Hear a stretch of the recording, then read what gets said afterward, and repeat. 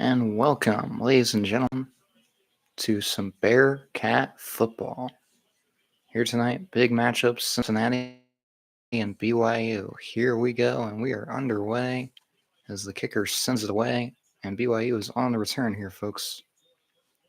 It'll be 1st and 10 for the Cougars.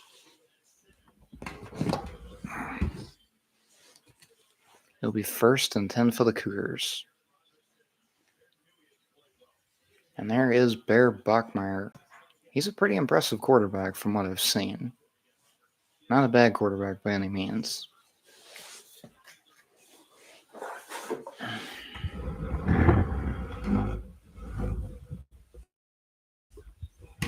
Well, I tried doing it that way. We're just going to do it this way because that was just annoying. It was 1st and 10 here for BYU, and it's going to be a run. And he's going to get a few yards there.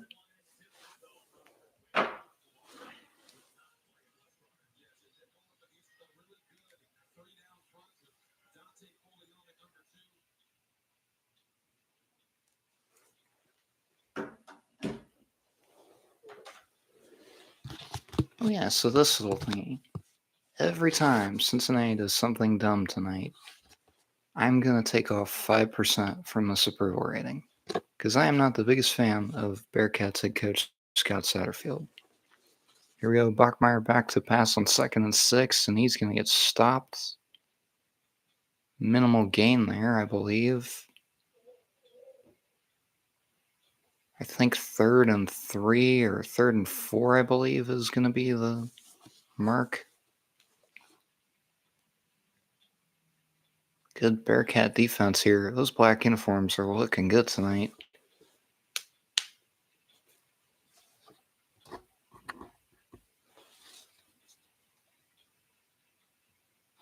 And it is loud tonight in Cincy. It is 3rd and 5 here for BYU.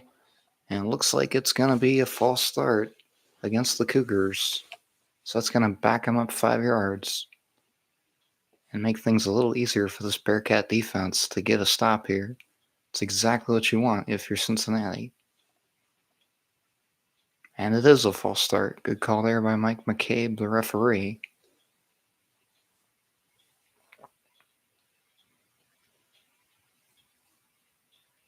Yep, you can see right there the offensive line moves before the defense.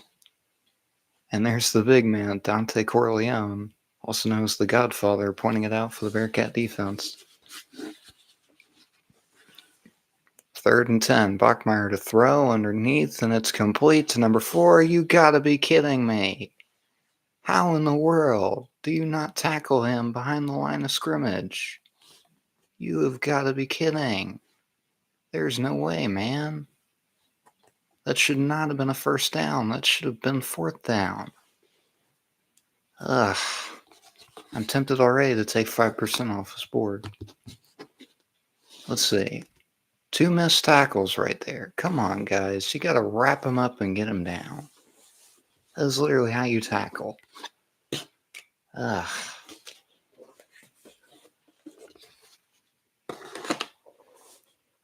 Bachmeier on 1st and 10. He's going to throw. He's going to look long, deep down the field, and that is incomplete.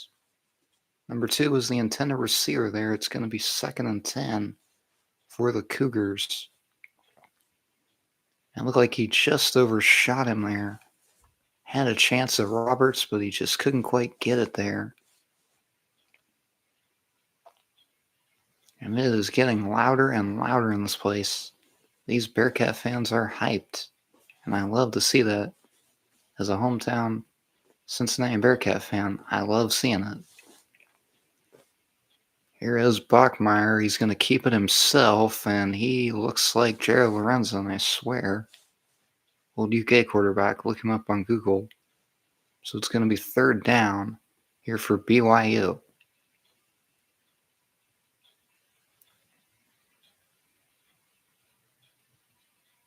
This Bearcat defense, they look hungry and they look ferocious, folks. They are looking pretty excited for this game. And they know they need a stop here to keep BYU off the scoreboard to start this game. This crowd is hyped.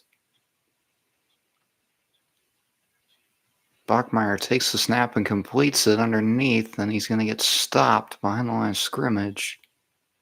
So it is going to be fourth down, and the Bearcat defense gets a big stop. Let's watch this again here as Bachmeyer completed it there to the guy in motion, number 11, and he got stopped by number 0. I believe that was Sims. Good play there on defense for this Bearcat defense. And it's going to be fourth down for BYU. And it looks like the punt unit has come on for the Cougars. Sam Vanderhaar to punt it away for BYU. Gets a running start and puts a nice spin on this. And it's going to be down at about the 9-yard line, so it'll be 1st and 10 for the Bearcats on their own 9-yard line when we come back. And here comes the man, the myth, the legend, the best quarterback Cincinnati has had since Desmond Ridder, Brendan Sorsby.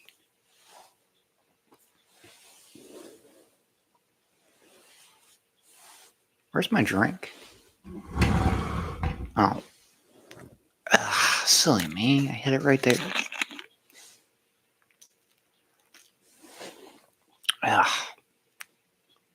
Got some other action going on tonight, too. Tennessee is taking on Florida. I'm picking the Vols in that game, and I know they haven't won in Gainesville since 2003, but I am picking them because they have more to play for. Florida, they're just hoping they get Lane Kiffin, whom they'll probably lose out to LSU on. But we shall see how that goes in the offseason. Oh, that's good stuff.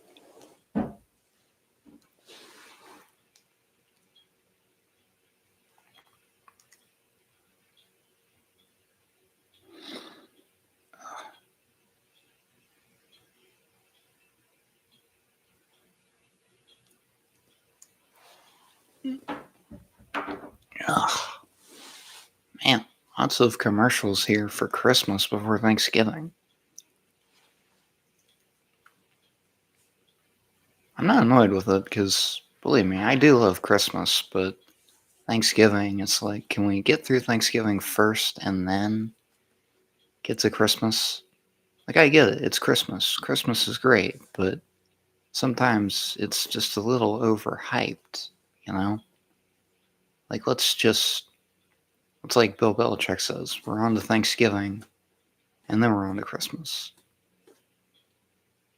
Like, it's bad enough for the month of December I have to listen to Christmas music all month at work, so I like Christmas music, but it gets a little repetitive when you hear the same songs over and over and over and over again, to the point you're just like, can I get a little bit of a mix here instead of just the same freaking Christmas songs?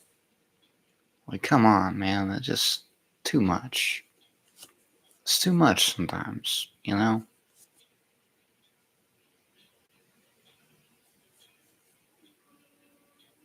And it's senior day, and you know these seniors, they do not want to go out with a loss to the BYU Cougars. This is a massive game for the Bearcats. And so far, we've made it through one drive on defense with this approval rating at 100%. So maybe this will be a good night to be a Cincinnati Bearcat fan. But we shall see. And there's the big fella, Dante Corleone, also known as the Godfather. You gotta love it, man. You gotta love it. 1st and 10 here for the Bearcats. And it's a handoff that goes absolutely nowhere because no one is fucking blocking. Unbelievable. That's literally not the way you wanted to start things. He's had a great year, Brendan Sorsby. I'm a big fan of him. So it's going to be 2nd and 12 here for the Bearcats.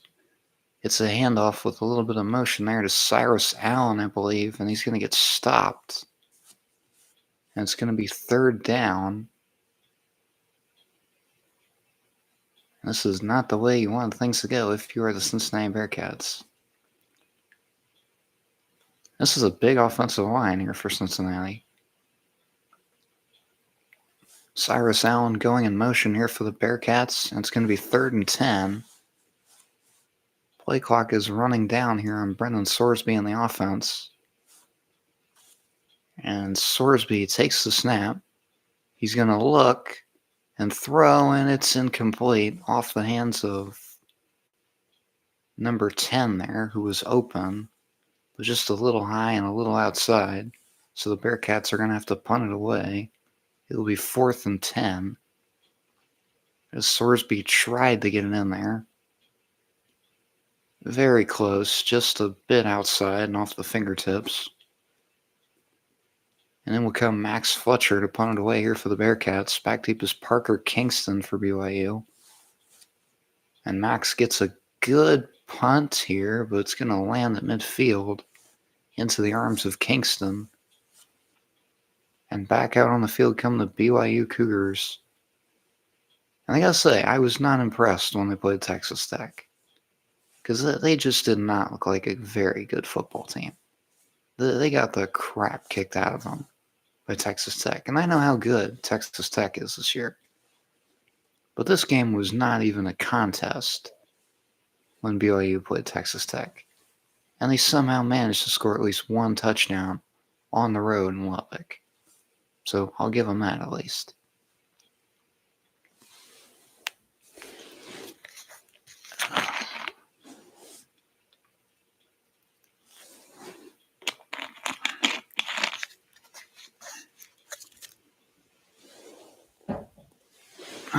Man, that's good stuff. Oh yeah, a little thing I made here before the game. Got the BYU logo, got the Cincinnati logo. I thought it'd be kind of a cool idea for a prop. And of course, we got our scoreboard. Can't quite get it to light up because I need to change the batteries again. And we made it through 2 drives of football somehow with this still at 100%. So fingers crossed, maybe tonight will be a good night. And I will not be raging at the end of this. Because I still think Scott Satterfield is an incompetent coach. Because this team was 5-1. Go to Utah, lose to Utah. Utah's a good team, give you that. Arizona, they're a good team too. But my goodness, this is like the same thing as last year.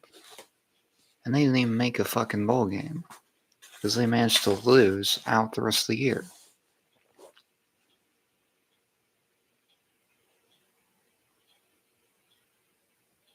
I like that name, Bear Trap, for Cincinnati. That's good.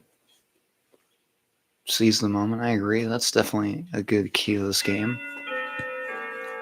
But you also don't want the moment to get too big if you're either one of these teams. BYU, they're ranked number 11. Cincinnati, they're not ranked. Both these teams are still playing for something. And that is the Big 12 championship game. And they shot at possibly knocking off Texas Tech in December. And BYU is back out here on offense. And that is just a beautiful stadium. Absolutely gorgeous. Nippert Stadium, especially at night. And you wonder why I say that Scott Satterfield is incompetent. 15-19 in 3 seasons at UC. Just ridiculous. Absolutely ridiculous. And Martin with a nice run there for BYU. God, this defense is terrible. Oh, hey Rhiannon, welcome to the stream. Happy to have you. Nice run there by Martin. Oh my goodness, 7. Stop getting stiff-armed and fucking tackle the guy. Goodness gracious. And 4 is going to run it here for BYU. And he's going to get stopped. Minimal gain. I'm going to go with 2 yards. At the worst there, I'm going 2 yards. That's not entirely terrible.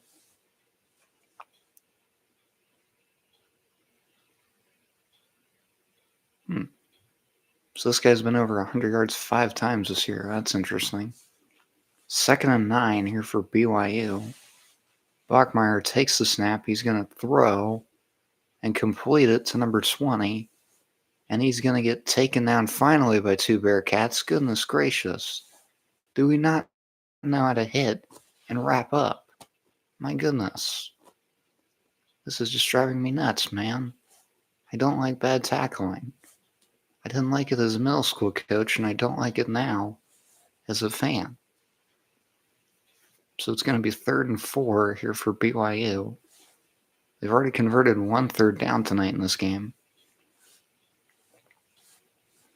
And Bachmeier is calling an audible here, I think.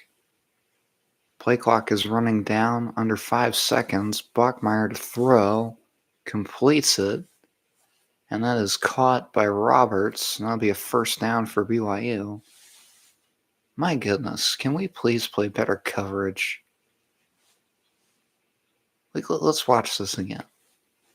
0, what are you doing? What are you doing? Get on him and tackle him. Or at least prevent him from making the catch. Jeez. 1st and 10 here for BYU. Bachmeier to throw, he completes it, and as Parker Kingston. And he's going to get about 4, I think. They're not saying yet. No, he got 7. Okay. That's who. I was hoping it was at least 4 yards. I didn't want 7 yards. I wanted at least 4 yards. Because at least that's not as bad. 2nd and 3 here for BYU. Bachmeier takes the snap, hands it off, and he is going to get stuffed by the Bearcat defense. That's what we like to see. Great job. He is stuffed, and it's going to be 3rd down here for BYU on the Cincinnati goal line. And just a great job by this defense of getting inside and finding a way to stop this running back. That was huge. Because maybe, just maybe, we will hold them to 3 points instead of giving up a touchdown. Nice job there by Jake Golday. A big X factor for this Bearcat defense. It is 3rd and 4. Handoff goes to LJ Martin. And he's going to push the... Oh my goodness. Why can we not wrap up and tackle? Come on. You cannot tell me that he can just push that pile like that. And we can't freaking tackle. Come on. You got 2 guys there wrapping him up. Unbelievable, man. Come on. Now it's going to be 1st and goal for BYU. I'm tempted to erase 5% from this board. Here goes Bachmeier. He's going to keep it himself, and he's going to get stopped. Got a little bit past the line of scrimmage, but then taken down back behind the line of scrimmage. So it's going to be 2nd and goal here for BYU. Looked like Dingle was in on there for the stop of the Bearcats. Down to 5 minutes to go here in this 1st quarter. And you got the defensive coordinator barking out signals here for the Bearcat defense, Tyson Vettit. And he's another guy that I've been questioning. Let's go Bearcats. I love your energy, Rhiannon. I love it. Every stream you seem to bring it. I love it. Bachmeier to throw, and that is incomplete. And that better not be a flag. That's great coverage by number 8 there for the Bearcats. That's what we needed right there. It's going to be 3rd down. Come on, defense. Lock in. Don't do anything stupid. And Bear Bachmeier, he's having to deal with this Bearcat crowd. Or predominantly Bearcat crowd. I know that BYU fans, they like to travel too. All the way from Provo, Utah. So it's going to be 3rd and goal. Current drive for BYU has gone over 5 minutes and almost 10 plays. Nearly 50 yards, too. Bachmeier keeps it himself. Touchdown, BYU. Unbelievable. All right. They gave up a touchdown, so I get to erase 5%.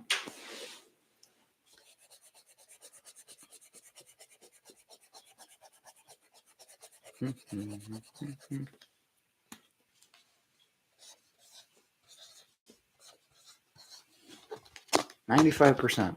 He has a 95% approval rating now. Giving up a third drive touchdown to BYU. Come on.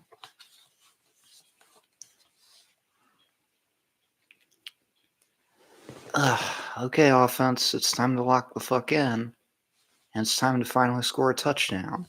Or at least kick a field goal.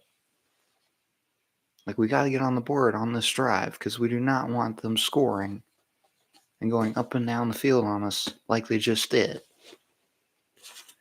Goodness gracious. Again, peek the prop I kind of designed for this game. Oh, it was kind of cool. I just printed out the BYU logo and the Cincinnati logo and put it over one of my whiteboards. That would kind of be cool as a prop. I also got my Bearcat helmet. Love this thing. One of my things that I love to collect, I guess. Oh shoot, I gotta change the board.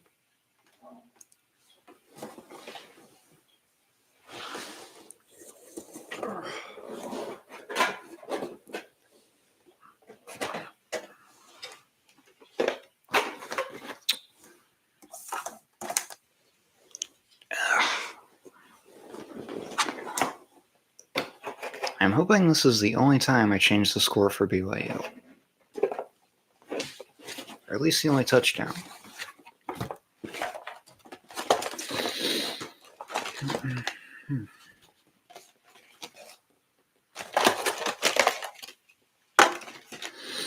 Let's see if I remember where the numbers are.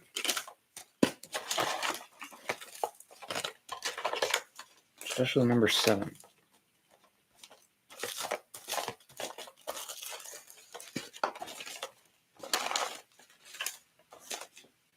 Oh, there we go.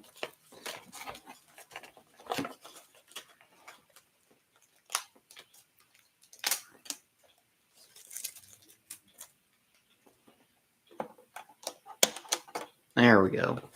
Now we got it. Okay, I'm keeping the box on this side this time. Because it'll make things a little easier.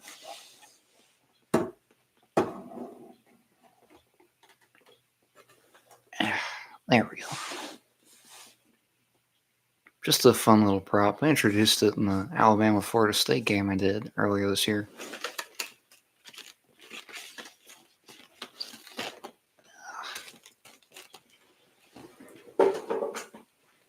Yes, Rihanna. That's going to be the one touchdown we give up tonight. Hopefully. Because the last thing I want is for them to give up multiple touchdowns in this game.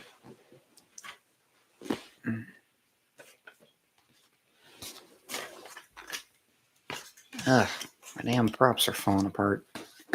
Ugh. There we go. Oh.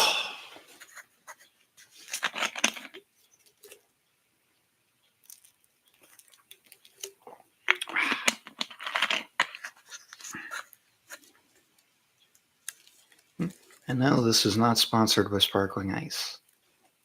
Just one of my favorite drinks, especially the fruit punch. Got a good deal on it at work. And BYU kicks it off to Cincinnati, and it's going to be a fair catch, wave forward by number 7 for the Bearcats. As Wilson. And there he is, the walking definition of incompetence for a football coach, Scott Satterfield.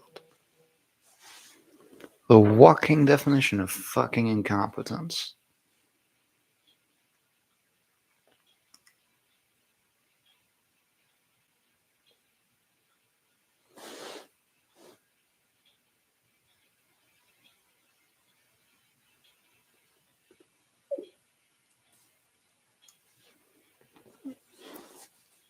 So it's going to be 1st and 10 here for the Bearcats.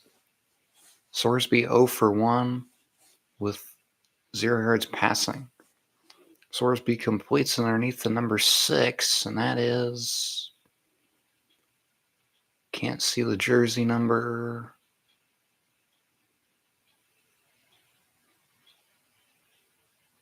Oh, come on. At least show me his last name on the back of the jersey. And a nice run there for the Bearcats, but he runs into a brick wall after getting a couple yards. So it's going to be 3rd down here for the Bearcats. Sorsby 1 for 2, 6 yards passing. This is atrocious. I swear I should have raised 5 more percent just because of that passing percentage. And 6 going to carry it for the Bearcats, and I don't know if he got it. It's going to be close. And I believe they're saying he's short. And... Yep, they're saying he's short, so it's going to be 4th and inches for the Bearcats. Nope, sorry, 4th and 1. Thought that was at least a little closer. It's going to be 4th and 1 here for the Bearcats. And I think they're calling it... Oh, no, they're going to review this. Okay. They are going to review this. They are going to take a look to see if maybe he was down closer to the marker or if he did get the first down.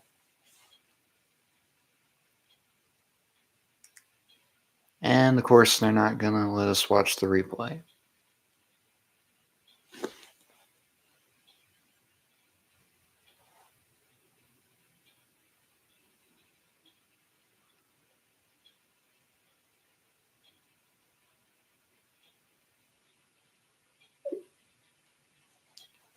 And send a couple texts there.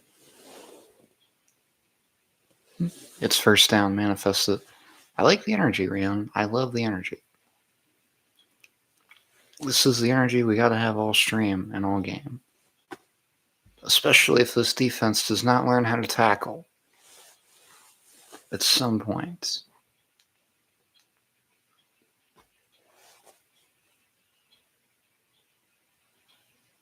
This Dr. Pepper commercial is always funny. It's like I'm a fan of 2 teams. I can relate to this. Being a fan of Alabama and being a fan of Cincinnati, I can relate to this. So I like it. I can relate.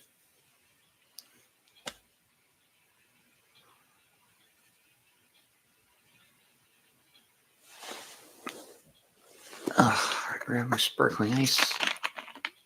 Shane Gillis, he's a pretty funny guy. And I like him in this Bud Light commercial.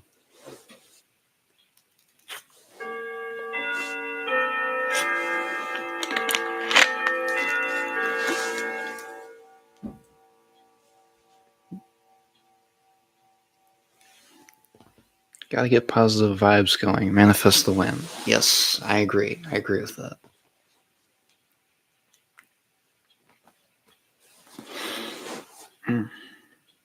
I completely agree with that.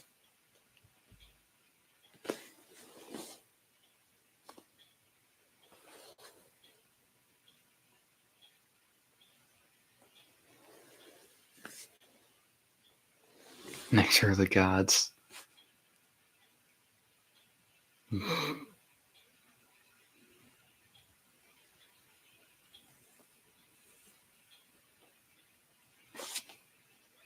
I'm just going to say it. Wendy's has better chicken tenders than McDonald's. Like McDonald's chicken tenders, they always give me heartburn.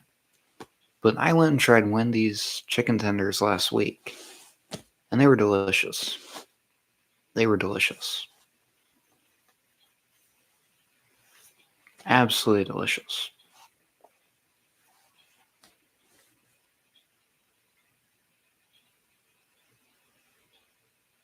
And they're still marking the spot here. I think they may say he's short. Not looking like they gave him a first down. And it's going to be 4th and 1. Are we going for it? We better be going for this. And it looks like we are going for it. Okay, good. Takes the snap, and it's a direct snap, and I think he's got the first down. He's got it. No signal yet, and it's a first down. First one of the game for the Bearcats. Let's go.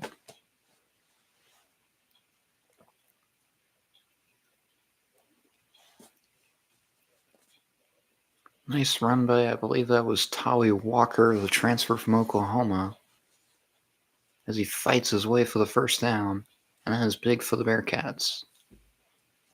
Sorsby giving it off to Pryor, and there he goes. There goes Pryor down the sideline, and finally knocked out of bounds right onto the BYU bench. That was pretty funny. Nice box there by 77 and 50 for the Bearcats. And 53 as it just opened the hole right up. And there goes Pryor down the sideline and right onto the BYU bench. That's pretty funny. That's something you don't see every day. So it's going to be 1st and 10 here for the Bearcats. Sorsby takes the snap and throws and completes it. And there goes Zero. He's loose. And he's down at about the 11-yard line. It'll be 1st and 10 for the Bearcats. Ball at the BYU 11-yard line. And here we go. We're getting it going now. Just a nice play action there. And a good throw by Sorsby. And Zero did a great job of getting loose and getting it down for the first down. 1st and 10 for the Bearcats. Hand off to Zero. And Zero going to try to get loose again. And he's going to get stopped a little past the line of scrimmage.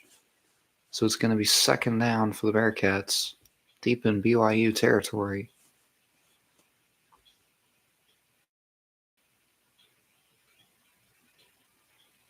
Again, that was just a nice ball by Sorsby and a good job by Zero of getting loose.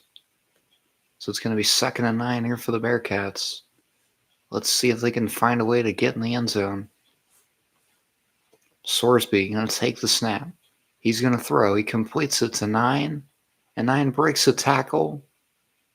And he's going to get stopped just an inch past the line of scrimmage. Well, maybe a yard. Let's see. It's going to be 3rd and 8. So they did give him a yard. Okay. It's 3rd and 8 here for the Bearcats. Nice catch by Caldwell.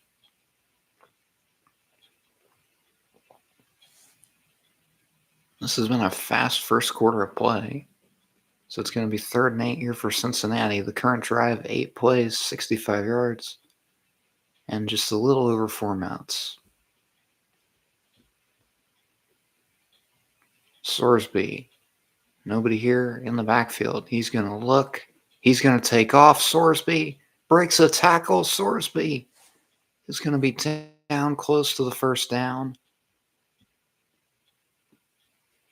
And it's going to take us to the end of the first quarter.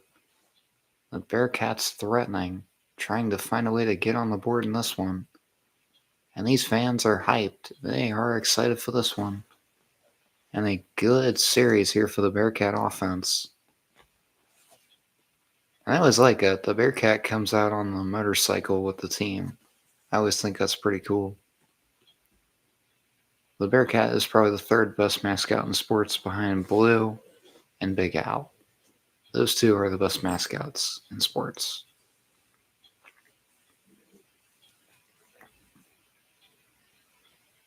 And if she's still here, Rhiannon, do the Rangers, the soccer team, do they have a mascot? I'm just curious. I'm just very curious.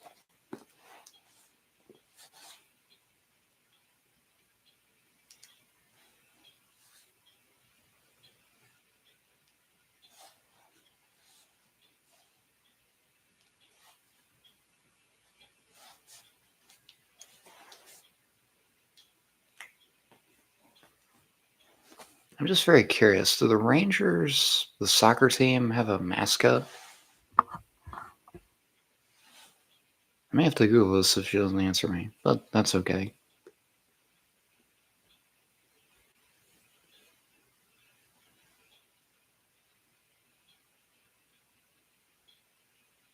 Might check in to see what the score is with Tennessee and Florida.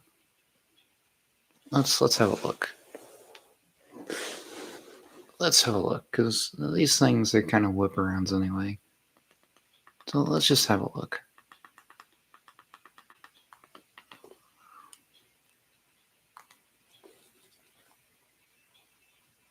My goodness, Tennessee is putting belt to ass to Florida. It is 21-0 early in the second quarter. Wow, this Florida team is freaking trash. Why would Lane Kiffin want to come here? This team is terrible. I know their starting quarterback is out and everything, but this team is just terrible. 21-0 in the second quarter. Like, this is just getting freaking beaten down in this game.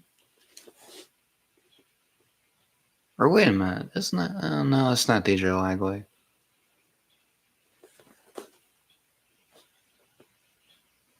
That is not DJ Lagley. No, wait, that is DJ Lagley. I thought they said he was hurt. Well, that's interesting.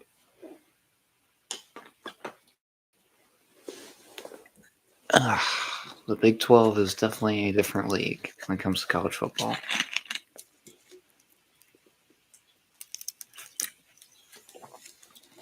Yep, Michigan and Ohio State next Saturday. This will be interesting.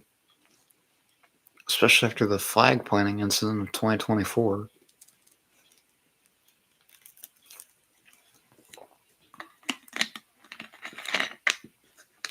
Can Ohio State finally end the losing streak to Michigan?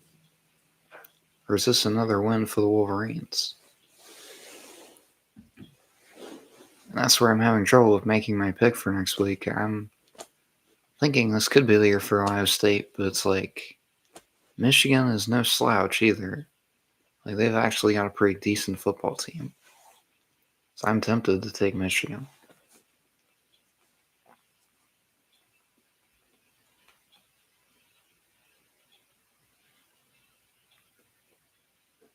I'm very tempted to take Michigan. Who would you want to win? So here's the thing. I don't like Ohio State or Michigan. But if I had to pick one right now, just based on what's happened the last few years, and the game is in Ann Arbor, I gotta pick Michigan. I know. I was born in the state of Ohio and everything, but listen, the track record speaks for itself. And it's 4th and 1 here for the Bearcats, and Tully Walker is not going to get the first down. Oh my goodness. And we're going to erase 5% because that play call was fucking stupid. Why didn't you run something a little more creative than just to run right up the middle with the running back? How many times does it actually work for this team?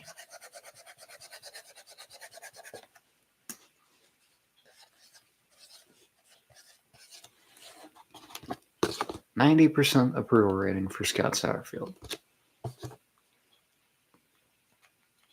Officially 90%.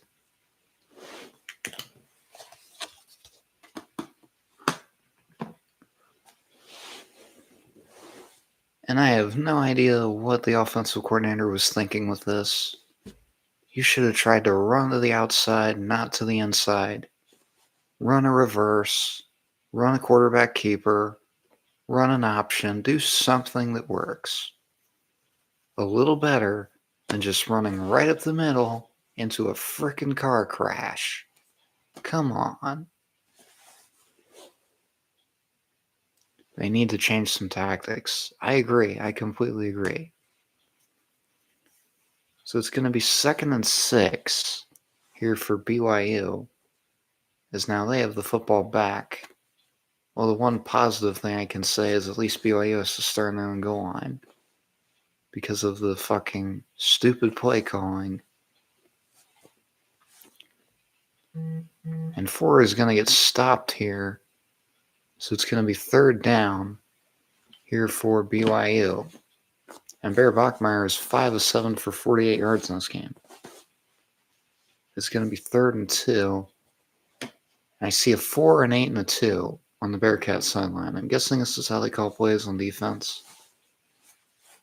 4 for 5 is what BYU is on 3rd down.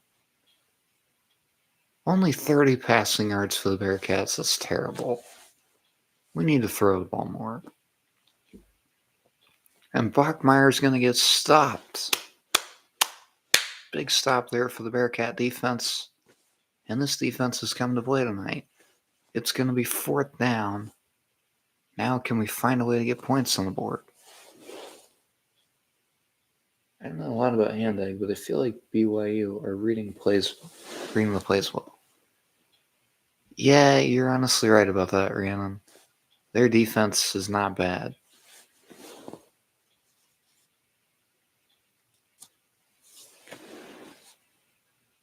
That is true. We do kick field goals longer than 30 yards. There was a guy that made it a few weeks ago, broke the record for the longest field goal in NFL history from 68 yards. It was the Jaguars against the Raiders, and Cam Little for Jacksonville made a 68-yard field goal. And he actually made a 70-yarder in the preseason.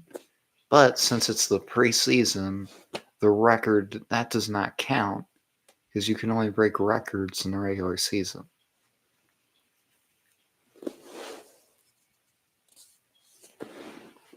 You can only break records in the regular season.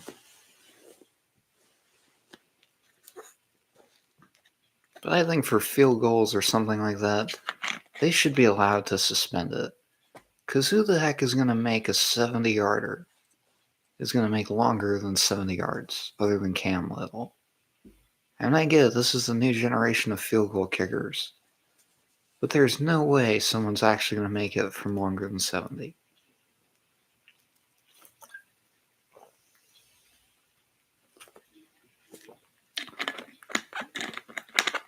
Like, that is just not going to happen. At least not for a long time.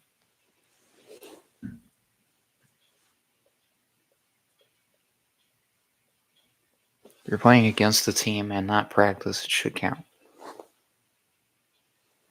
I do agree with that. I completely agree with that.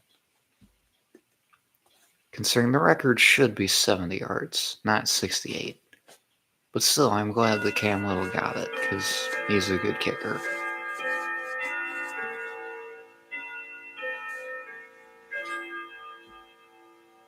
There's a 7-0 lead here for BYU if you're just joining us. Not been a bad game so far. I mean, I don't like the play calling here, but the Bearcat offense, I don't like it, especially on that 4th down. Why are you not trying to do something different there? And next week, of course, is rivalry week in college football. So I have one thing to say for all the Auburn Tiger fans out there. Fuck Auburn. Roll Tide.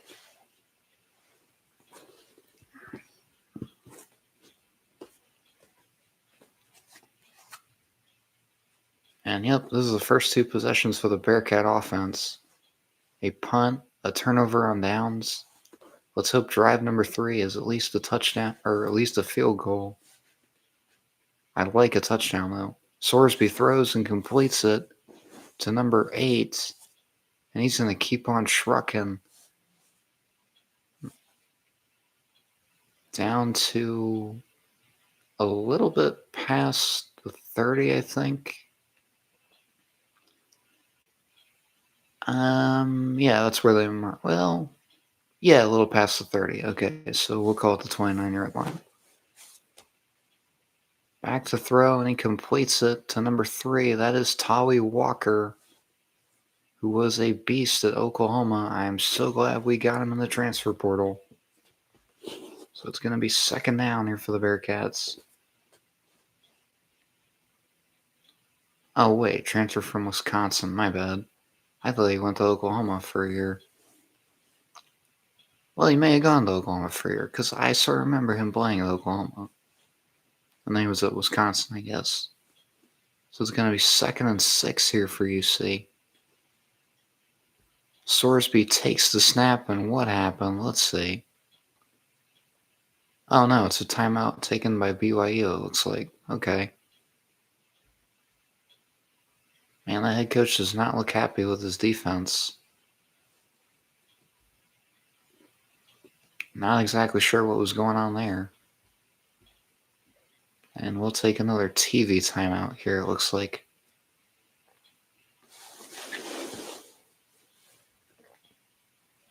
Can college players get transferred? Yes, they actually can, Rhiannon. It's this thing that was introduced a few years ago called the transfer portal, to where you no longer have to sit out a year if you transfer. You can play right away after you transfer. It's pretty interesting.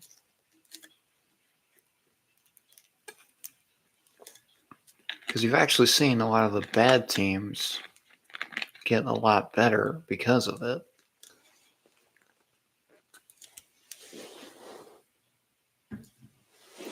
Like a team like Vanderbilt, for instance. They were terrible with just plain recruiting. Now they're getting guys in the transfer portal like Diego Pavia and all the other guys they've gotten. And they've gotten a heck of a lot better. They're actually in line to make the college football playoff now, if they beat Tennessee next week.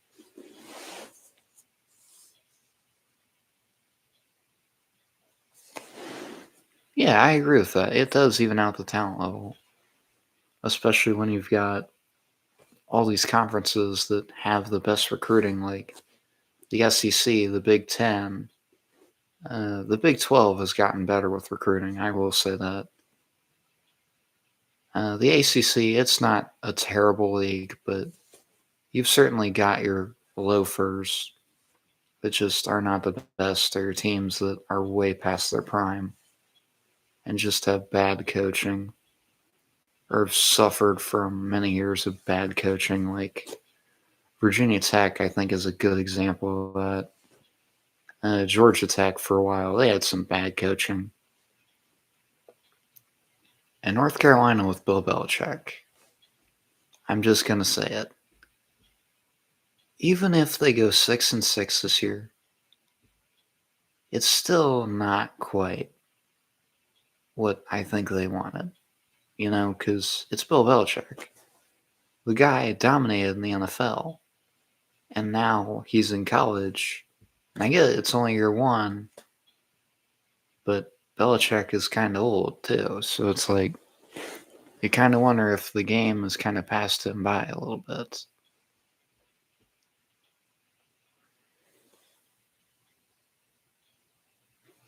But he doesn't have Brady. I'm pretty sure Brady does not have any eligibility left.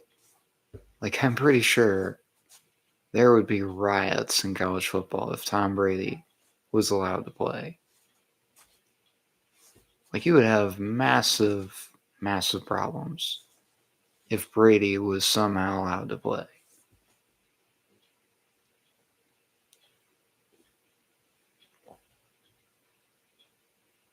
So it's going to be 2nd and 6 here for UC. Sorsby to throw off his back foot, and it's going to go right out of bounds.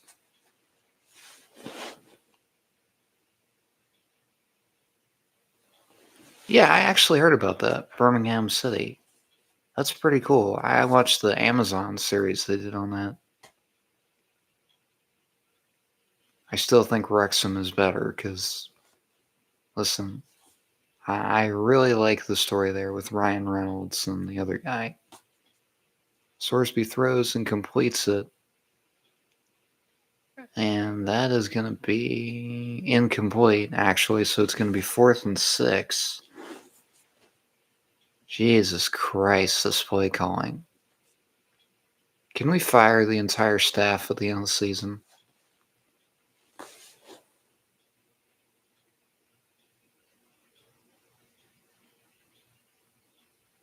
To fire the manager for Wayne Rooney. Are you talking about Birmingham City? Because I kind of like the guy they brought in. He seems like a decent guy.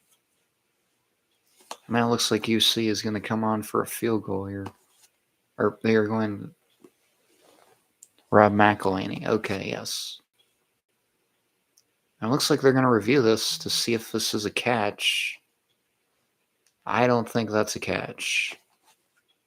Well, wait. That might be a catch. Might be close. Let's see. Because remember, we got like 20 rules when it comes to catches nowadays. You gotta secure the catch. You gotta survive the ground. You gotta get a foot in bounds. It's absolutely crazy.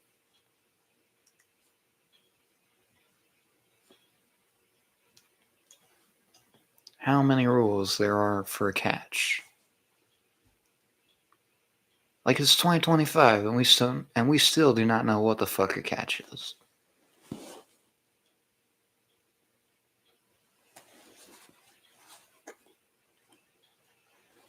And I must admit, this is very close. This might be a catch. Let's see what they say. And of course, we got my guy, Mike Pereira. I love this guy. Absolute expert when it comes to reviews. And they say incomplete. Okay. That looks pretty close. I'm not going to lie. He definitely got a foot in. It's just the whole thing of maintaining possession of the football and also surviving the ground. So it's going to be 42-yard field goal here for UC. See if they can get on the board. And BYU shifting their guys over here. Here's the kick on the way, and he missed it. Are you kidding me? He missed it. 42 yards away, and he missed it.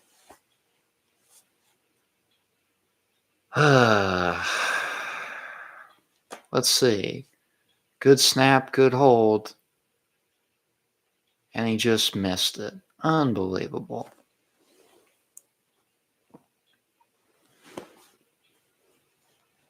And another wasted possession for this Cincinnati Bearcat offense.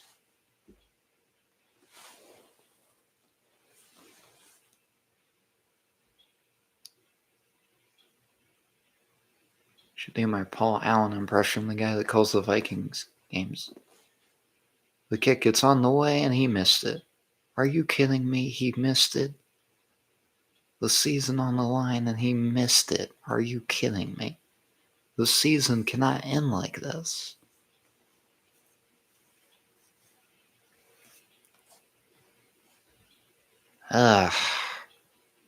We gotta do something.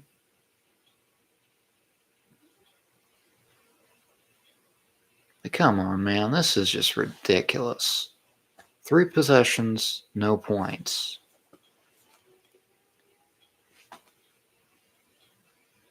Okay, I'm not gonna erase it yet.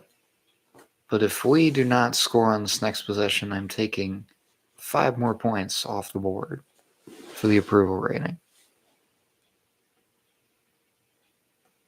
I wish Rangers' season would end. Is it a good year or is it a bad year this year? Because, I haven't really been keeping track of my soccer lately.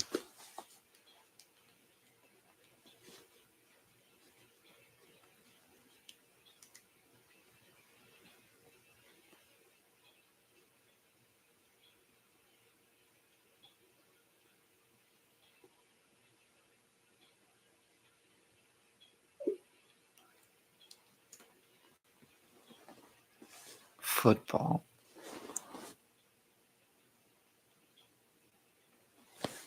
We brought in the manager and he was rancid. Let's see. The only time I think of rancid is the theme for that one wrestler, Ruby Soho. Destination unknown. Ruby Soho. Good band, surprisingly.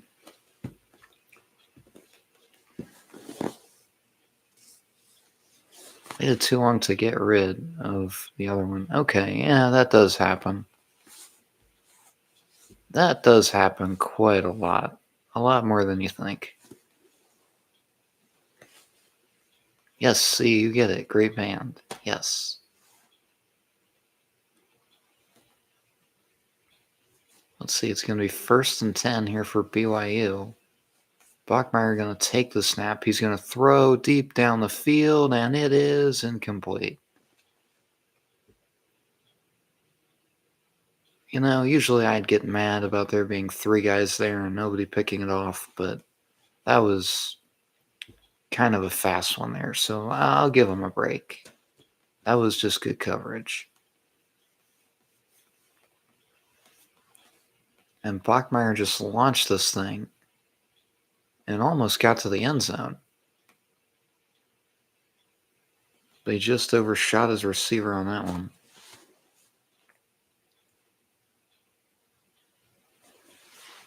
And it's going to be 2nd and 10. Bachmeier going to take off with it. And somebody please tackle him. Thank you. And it's going to be 3rd down here for BYU. Bear Bachmeier just taking off on that one.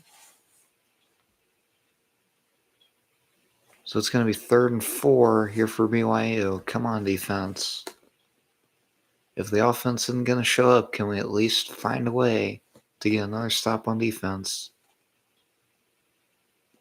I'm trying to figure out what they're doing in the crowd there. Are they doing like a claw thing or something? I can't quite figure it out.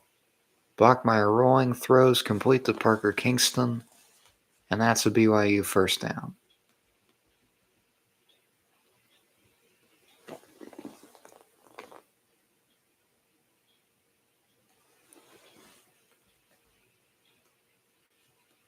Well, we're only in the first half. I mean, second half is really when adjustments are made, which I really hope we do make adjustments.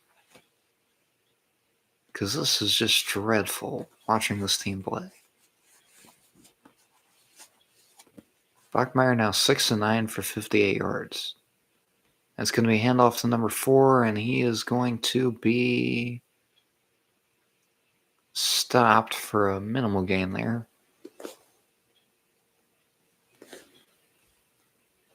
And it's going to be 2nd down. There's Jake Golday again. 151 tackles, 11 tackles for loss, and 5 sacks in his career at UC. Those are not bad numbers. And he will make a great linebacker someday in the NFL. 2nd and 6. Bachmeier throws. It's a screen pass to Parker Kingston, and he's got the 1st down. Oh, my goodness.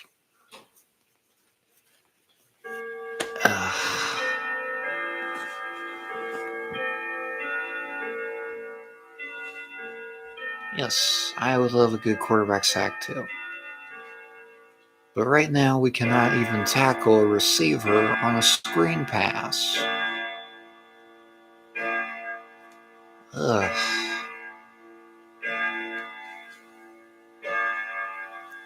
And Bachmeier hands it off to number 4. And it's going to be 2nd down here for BYU. And the fact this game is only 7-0 speaks volumes to the way this defense has played. They're keeping us in this game. And offense needs to step it up. Like, come on. So it's going to be 2nd and 6 here for BYU. Bachmeier looked like he was going to launch it. Now he throws. No receiver in the area. That might be grounding. And they're not going to call it. Why are you not calling it? He was still in the tackle box. There was no receiver in the area. That should have been intentional grounding. Are you kidding me? That should have been intentional grounding. No receiver in the area. How in the world is that not intentional grounding? That is a terrible no call by the refs. That should have been intentional grounding. Defense definitely does win games. I agree with that. Bachmeier going to keep it himself, and it's a first down, and they should have called that intentional grounding. Oh, but you're going to call roughing the passer here. Come on.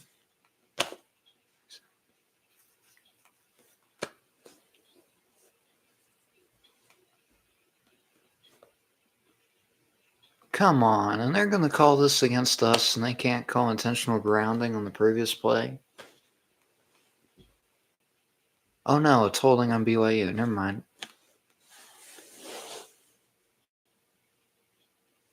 The Bearcats have their claws clipped. That's a good one. I can't really tell right now. And yeah, that's definitely holding. I'm glad they called that. And look at that. The guy was still able to try to make the tackle. He still got him by the shoestring, even though he was getting held. That's pretty damn impressive.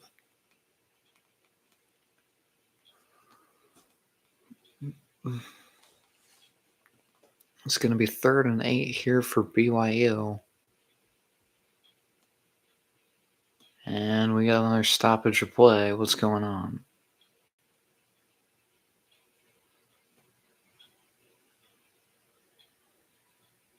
Are they backing BYU up here? What's going on?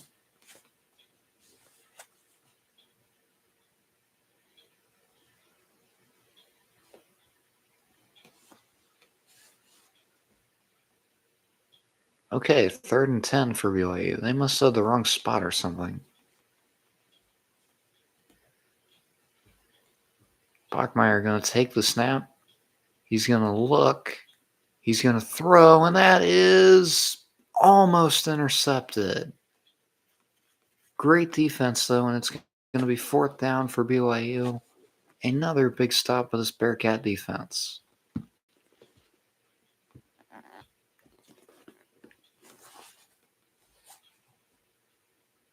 And usually I'd be saying 31, you got to catch that. But you know what? I will take another stop on defense. And Dante Corleone, the godfather, getting in there and making Bear Bachmeier very uncomfortable. And BYU is going to punt it away. And this is a pretty good kick. It's going to land, and there goes 29 on the return for the Bearcats. There he goes. Go, go, go, go, go. What a great return by UC. And that was big. A nice return there by 29 for the Bearcats. Now let's finish it with a touchdown. It's like he knew the ball was going to land there, and he just found a way to get out of there. A little bit of a parting of the Red Sea there. Or in this case, the Blue and White Sea. And that was a great return by 29 to set up this Bearcat offense. And now we have a chance to maybe put some points on the board. And that was Covey on the return for the Bearcats. It's going to be 1st and 10. It's going to be a handoff. And that is Pryor on the run. He's going to get tripped up. And it looks like he's okay. I know he's been dealing with some injuries this year. I thought he hurt his ankle or he hurt his leg there. Canoe Tonavasa was in on the stop there for BYU. So it's going to be 2nd and 4 here for the Bearcats. And BYU is making some substitutions on defense. As there you see some guys go off the field. And the play clock running down for the Bearcats. And Sorsby able to get it off. He's going to look. He's going to throw. And that is caught. Touchdown. Bearcats. Cyrus Allen. What a throw by Brendan Sorsby. And that gets us on the board. There we go. And somebody get this man, Brendan Sorsby, a ticket to New York City. Because he should be up for the Heisman Trophy. What a great throw. And a great job by Cyrus Allen, the transfer from Texas A&M. Makes the catch. And let's see if our kicker can make an extra point. And he does. And this game is tied. Here we go. This thing is tied thanks to Brendan Scoresby and Cyrus Allen. What a great throw.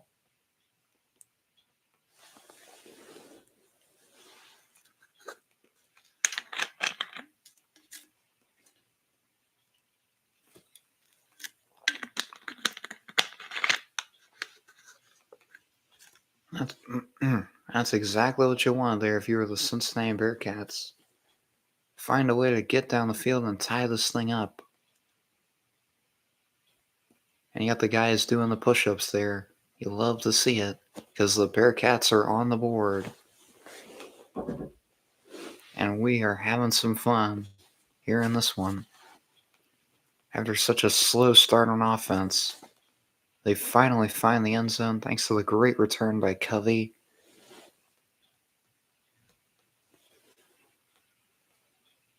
Yep, and I completely agree with that. It definitely started on that return. That return was massive. And look at them. They are having fun on that sideline. You love to see it. And I will change the scoreboard after this thing goes to commercial. Because it usually does go to commercial after kickoffs. So I would have time to change it. That's a nice kick there. And let's see. No, it doesn't look like we're going to commercial. Alright, I'm still going to change it anyway.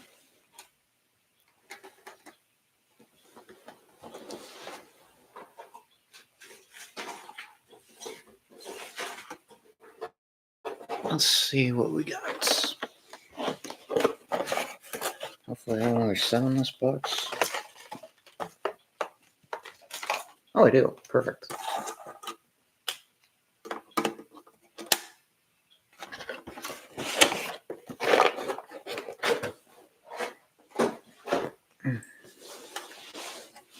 So this is literally how they used to keep track of the score back in the day.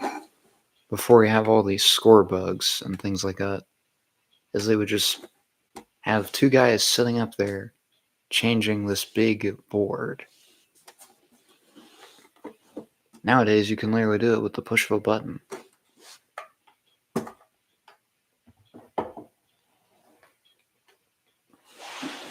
And there we go, all tied at 7. It is 1st and 10 for BYU. Bachmeier hands it off to number 4. And he's going to get taken down by Jake Golday of the Bearcat defense. It'll be 2nd down here for the BYU Cougars. Who's LJ Martin on the run. It'll be 2nd and 5 here for the Cougars.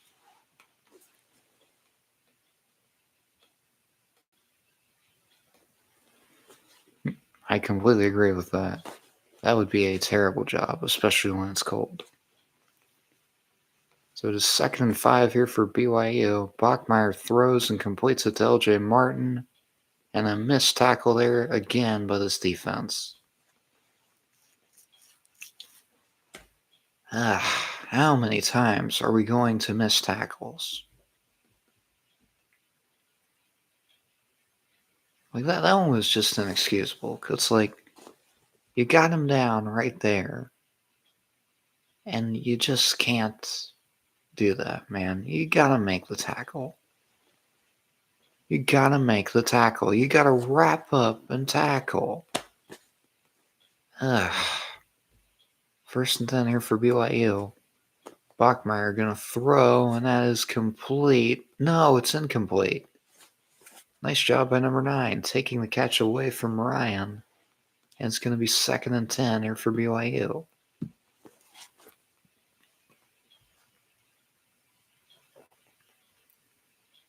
As he just couldn't quite hang on to it there. And a nice job there by the defense. And Bear Bachmeyer really thought he had that completion. But instead he got knocked out of the hands of Ryan. So it is 2nd and 10 here for BYU. Play clock running down. Bachmeyer hands it off to 21. And he's going to get about 2 or 3 yards. 2 yards. So it's going to be 3rd and 8 here for BYU. Okay, Bearcat defense, this is where we need to make a play. This is where we need to make a play. Oh, that's what they're doing. They're doing the... Okay, that's what they're doing. It is a claw. It is a claw. Okay, I like it. I like it.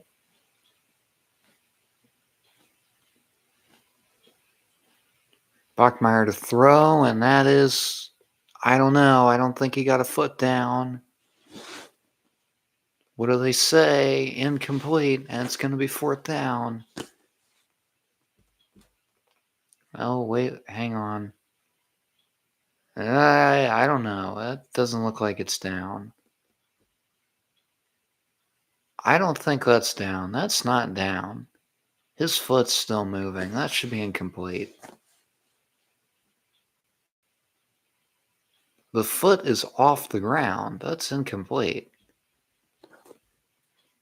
He's dragging the foot, but it's off the ground. That's incomplete.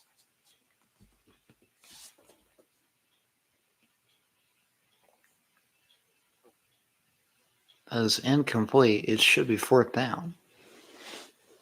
His foot is off the ground as he's cradling it in. That's incomplete. He's got to cradle it in first to complete the process of the catch. Or to at least gain possession. That's got to be incomplete.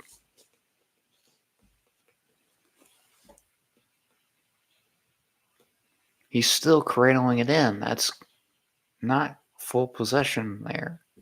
That has to be incomplete.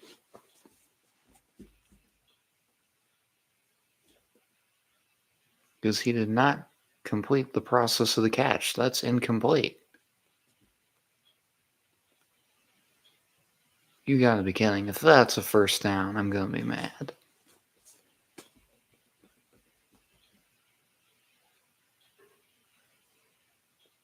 Because he did not get the foot down. That foot is still in the air.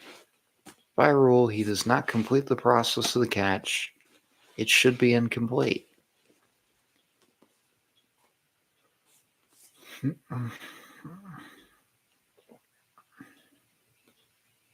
And I'm hoping they say that's incomplete. Let's see.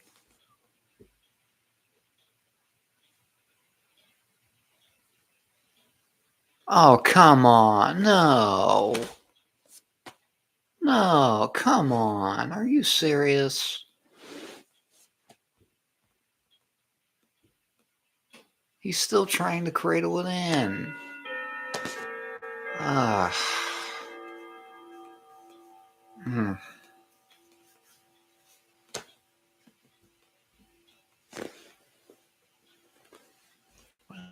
Well, it's going to be 1st and 10 for BYU. Bachmeyer going to throw and complete it. I believe that's his... It might be one of his tight ends or it might be one of the running backs. That's a big running back if that's a running back. And it's another 1st down for BYU.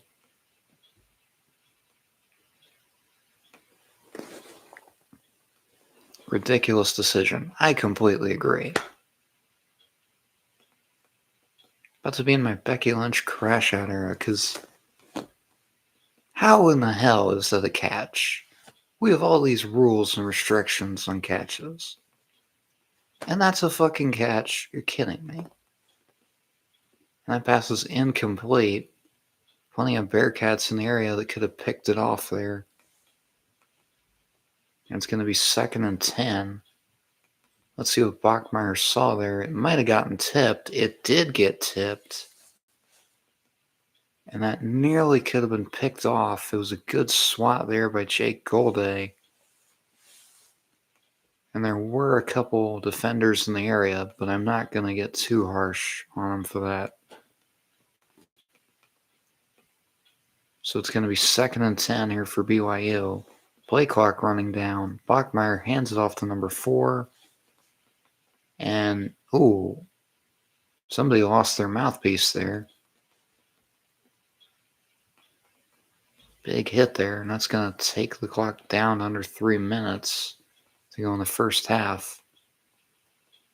Oh, yeah, he definitely lost his mouthpiece there. What a hit.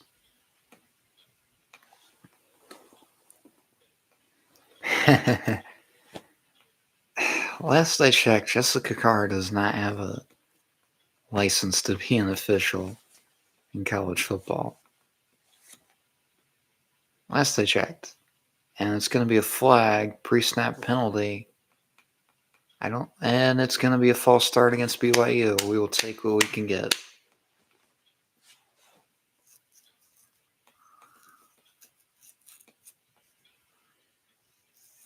We will take what we can get. And it remains 3rd down. It's going to be 3rd and 6 here for BYU.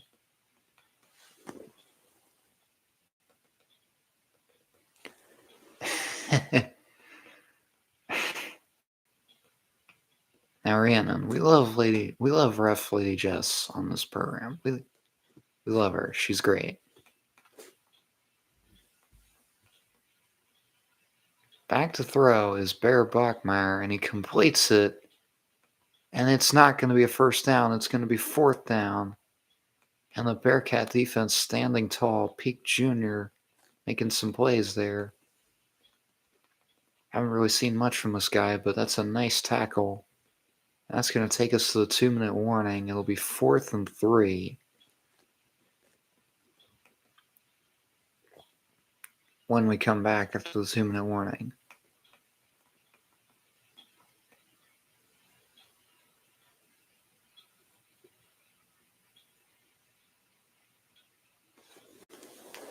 Let me take a sip here. Ugh.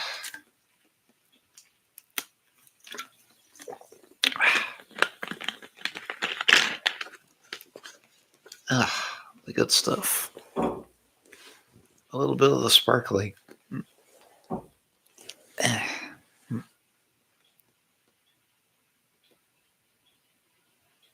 mean, come on. It's not like she knew AJ Lee was going to come in. How in the world would she know that?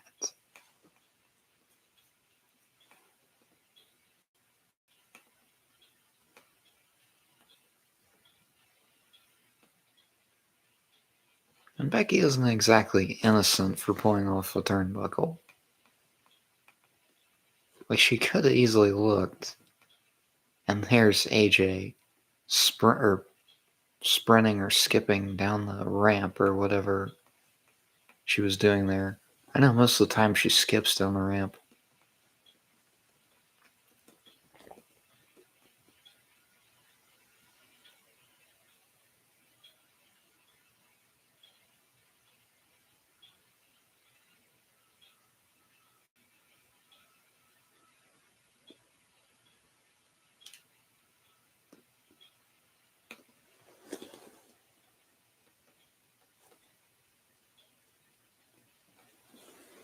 Well, yes, that is fair. That is fair.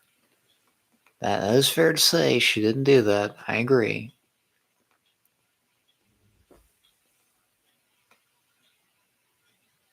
But Becky getting in her face, that exactly doesn't help her case either. Because the official, they've got their discretion. They use it pretty well, so it's not exactly clear cut, but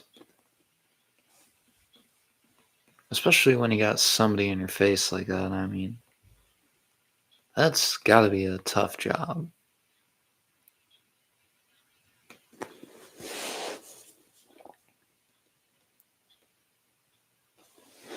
Yes, I do agree with that. And it looked like she was trying to do that, but she just wasn't able to quite fully do that, excuse me, because she was too busy with Becky there.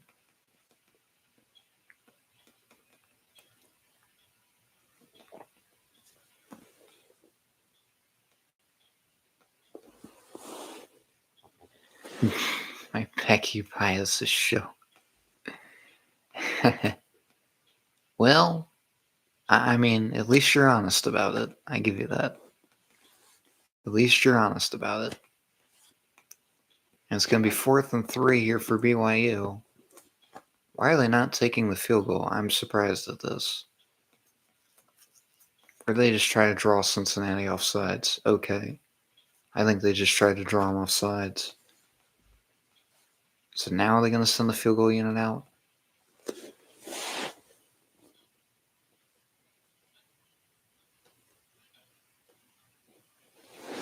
I do agree with that. That is pretty cool.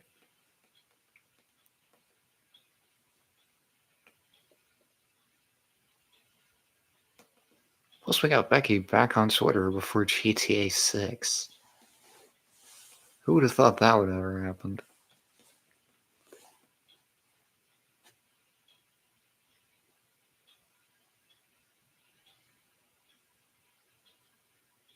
And it is still 4th and 3. I can't tell if BYU's bringing on the field goal team. And they are. This is Will Farron for a 31-yard field goal attempt. Should be a chip shot. But let's see. And he slides it through. And BYU gets points. Well, Cincinnati does have all 3 other timeouts. And about close to 2 minutes to work with. So, if this offense decides to be competent, we may have a chance of at least getting a field goal and tying this thing at 10. But honestly, we're hanging in with the number 11 team in the nation. This is pretty good. Although the offense could be playing better.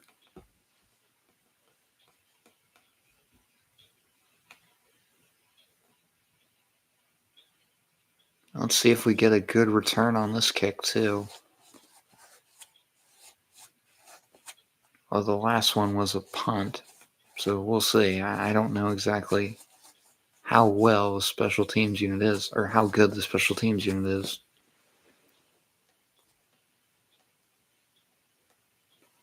A 9-1 is nothing to scoff at. That's true.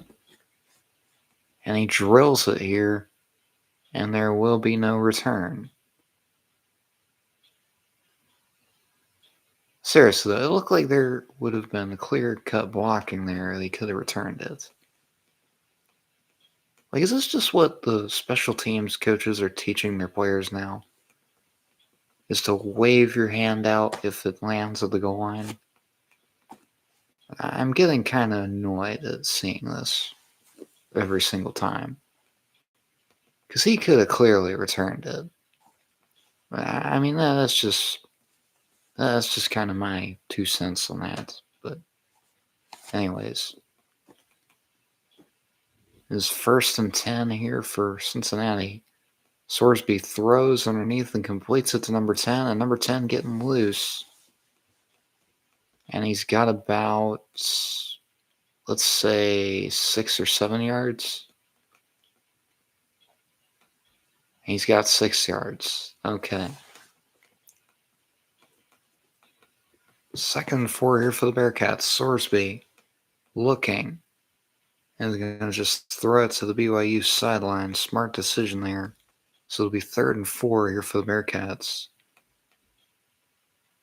As you look at what he saw there, he couldn't quite get out of the pocket and take off. So I kind of agree with just throwing it away to the sideline.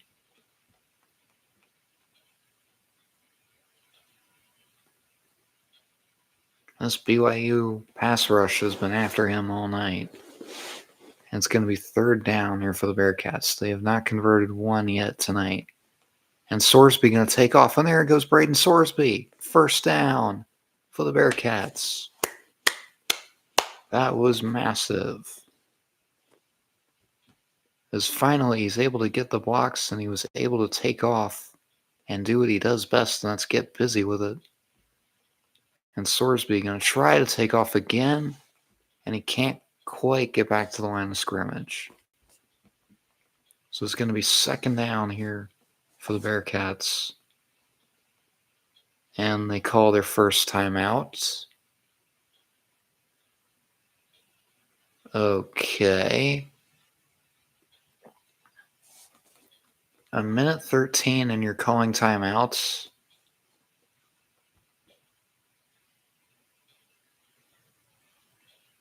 That's just a little confusing to me. Because I would have waited until it hit under a minute to start calling my timeouts. But that's just me. Because you can easily just run the hurry up and get back to line.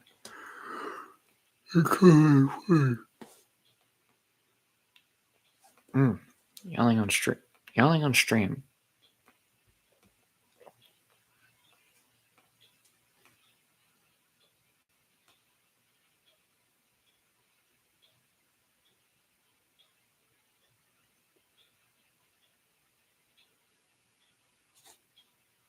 And 2nd and 10 here for the Bearcats. 1:13 to go. Sorsby completes it underneath the Tolly Walker. And I don't know how many yards he got there. Let's say 5, maybe 6. They give him 5, so it's going to be 3rd and 5 here for the Bearcats. Sorsby going to hand it off, and Walker is not going to get the first down. Why are we not throwing the ball on 3rd and 5?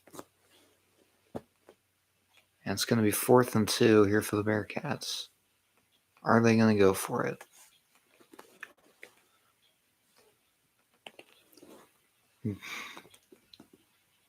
Maybe I do need a Red Bull. So it's going to be 4th and 2 here for the Bearcats. They did convert one earlier. Cyrus Allen going in motion. And they're trying to see if BYU might have jumped. And they did not. I don't know what we are doing here. Why did we just do that? That was completely stupid. Now you're down to your last time out. Are you kidding me? You waited for that. You still should have snapped the fucking football. I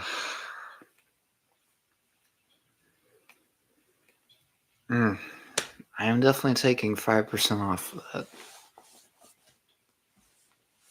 Or maybe 10%, because that was freaking stupid. What was the point of that other than wasting another timeout? So it's 4th and 2, 1 minute, 2 seconds to go in the half. Okay, we're at least up to 93 passing yards.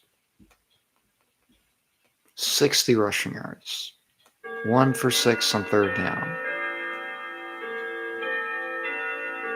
4th and 2. Gotta get this. And let's not call something stupid.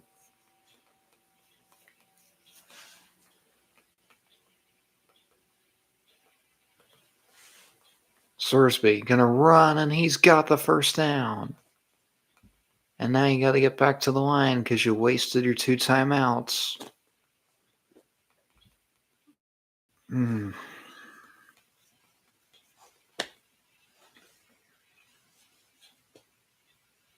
BYU's gonna substitute, and the clock's gonna keep running. Great fucking job, Scott Satterfield. Are you kidding me? They just wasted their 3rd timeout. Oh my god.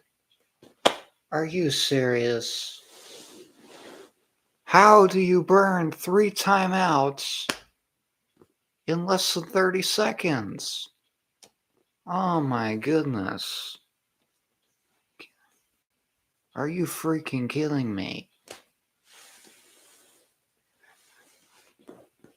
How do you burn 3 timeouts? Yes, I'm with Sorsby. What the fuck are you doing? Are you fucking kidding me? Get the play call in. Stop wasting all your timeouts. Oh my goodness. You just wasted all your timeouts. Now what are you going to do?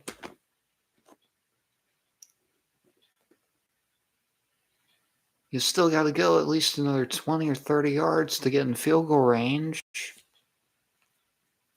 Ay, ay, ay. Sorsby going to scramble. And now he's going to try to make something happen, and it's incomplete. Jesus Christ. You had 3 timeouts, and you proceeded to waste them all on 2 or 3 plays. Ugh. This is what bad football does to me. 2nd and 10 here for the Bearcats. 39 seconds to go in the half. You're going to have to throw it deep. And a completion there to Cyrus Allen. And that's a first down for the Bearcats. And they will stop the clock momentarily just to move the chains. That does help a little bit. But I still wish we had at least one timeout. And he completes it to the sideline to Cyrus Allen.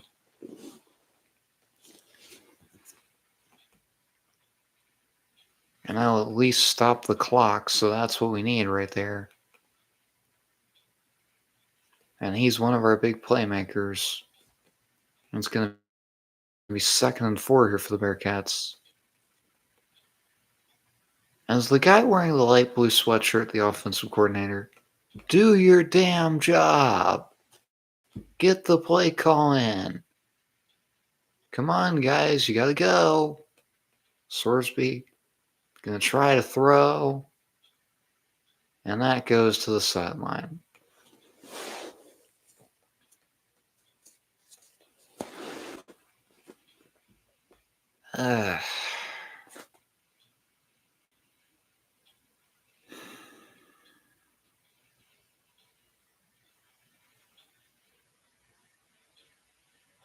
There was Glasgow just literally right there in his lap.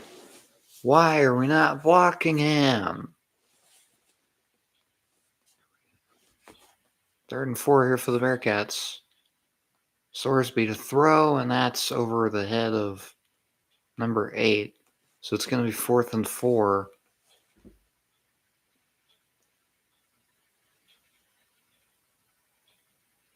And they better make it this time.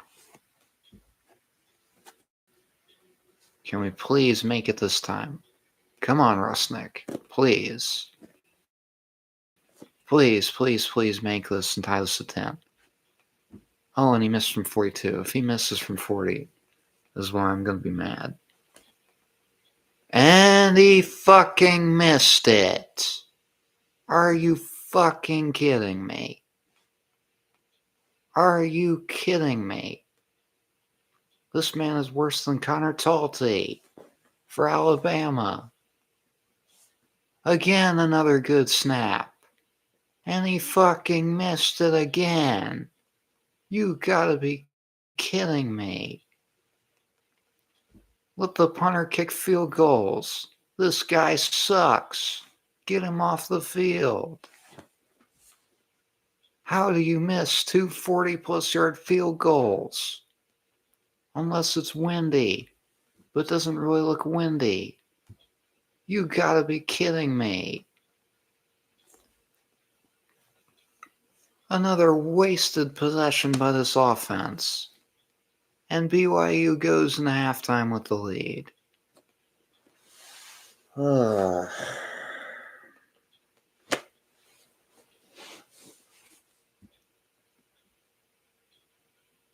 Somebody get him kicking before the start of the second half from 40-plus yards.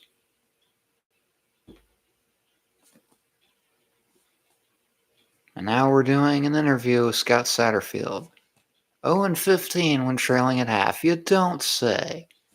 This guy's a loser. He's a loser. An absolute loser of a coach. Why is he still here?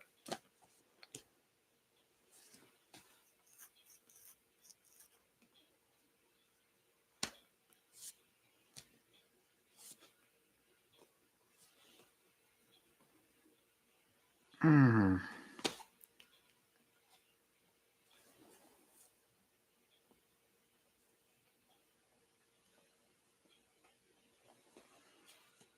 is how I felt watching Rangers earlier. You feel my pain. You feel my pain. I appreciate that.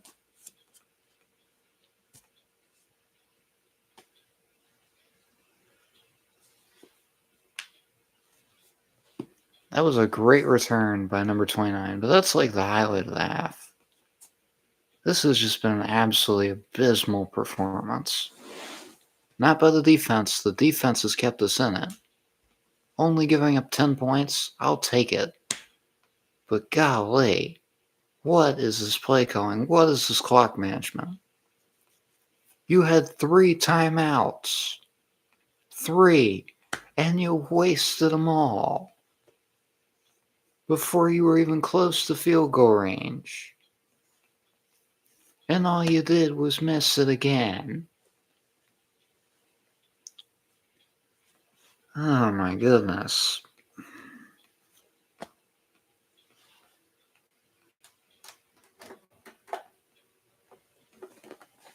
Gotta update the scoreboard.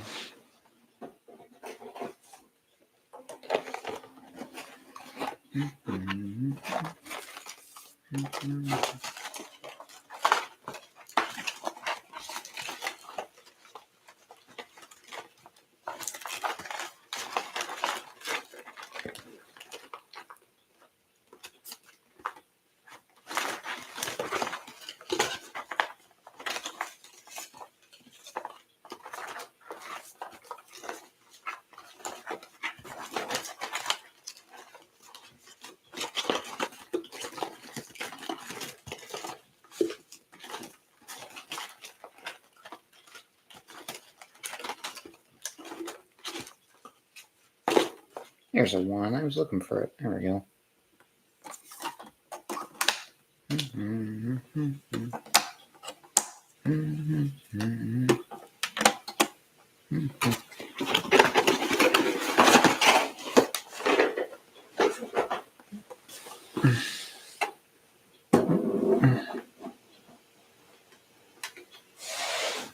There we go. Now we got it updated.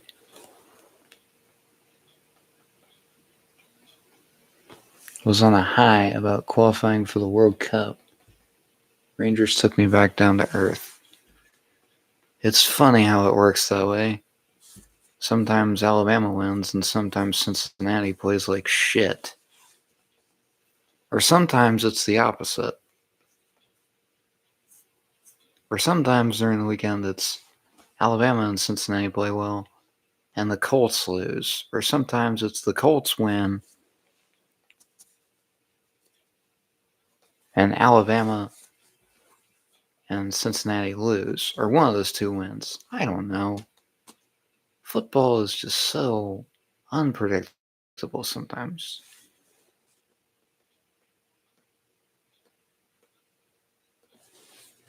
I don't know either sometimes how I put myself through watching my teams. But at least the Colts are winning. And I swear, if we somehow beat the Chiefs tomorrow, I will be so happy. Because finally, we will no longer have to listen to the glazing of the Kansas City Chiefs.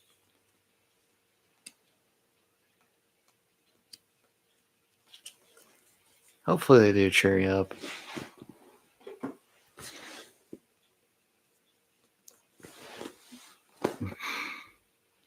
See, I'm used to it now. You're not gonna get me this time. I'm used to it now.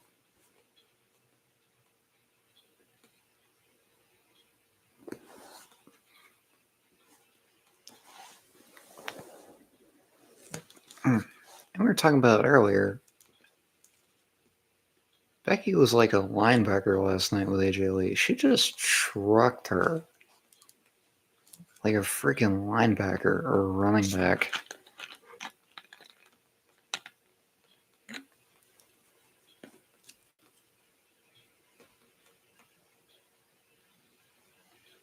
That was crazy just in itself because it's like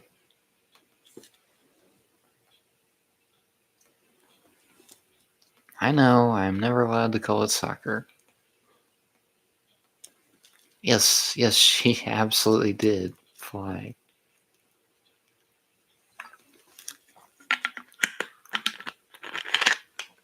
And the timing of that segment could not have been any better.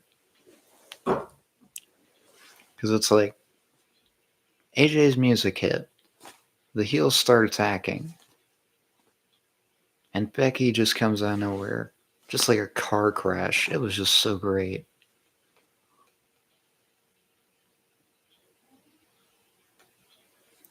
Like, that was just great. Absolutely great.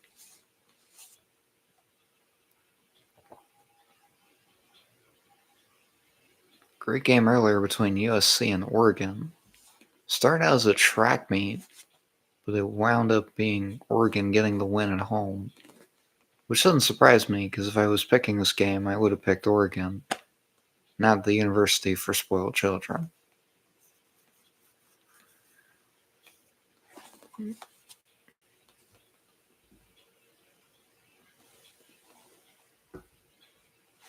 Let's kind of have a look in on that Tennessee-Florida game real quick.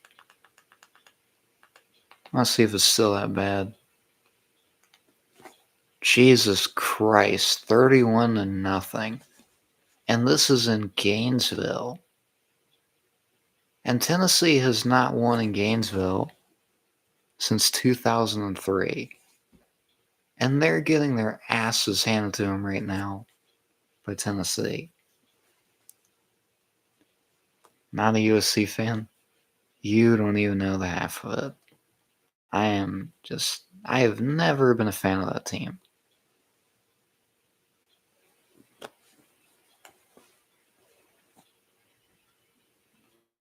I've never been a fan of their coach because I think honestly he made a big mistake leaving Oklahoma for USC.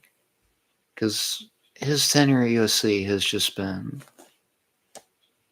mid. The best thing he did was lose to Tulane in the Cotton Bowl.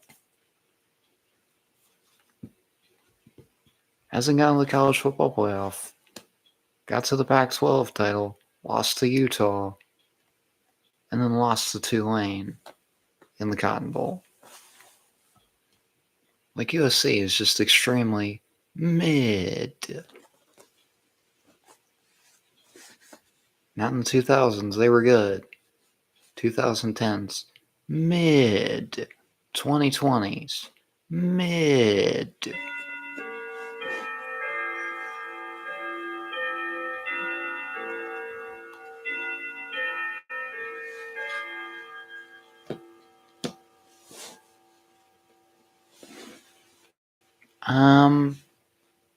So it's actually not the championship game, it's just a bowl game that they played in. But now all the bowl games are part of the college football playoff tournament.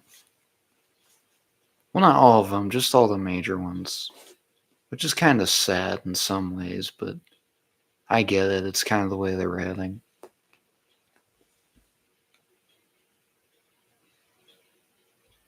Yep, that Ohio State-Michigan game, boy, that's a big game next week. Because even though Ohio State won the national championship, they lost to Michigan again last year. And you had the great flag planting incident of 2024.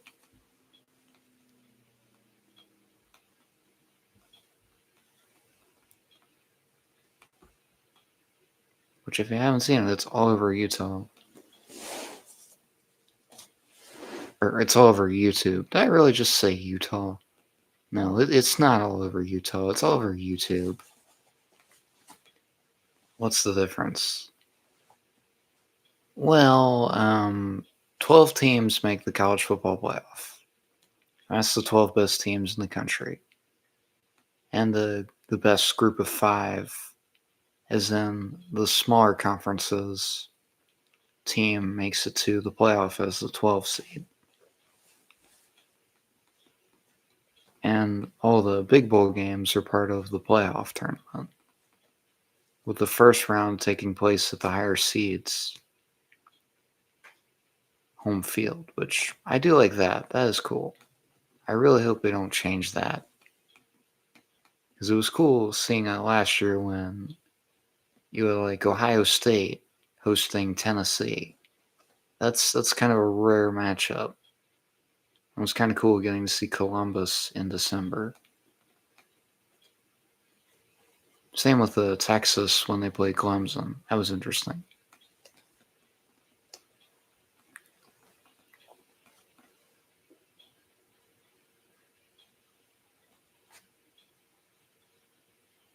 Like I said, next week is rivalry week.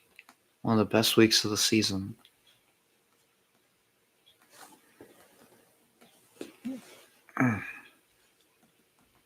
One of the best weeks of the season because you've got the classics. You've got the game between Michigan and Ohio State.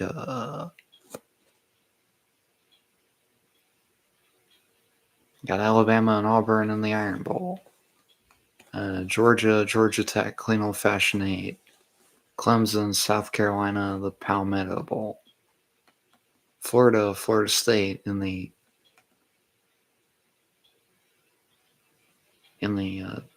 I forget what it's called. I think it's the Seminole War Canoe. I'm not exactly sure. That Hunter impression. Listen, if you call something the game, of course, I should probably do that impression.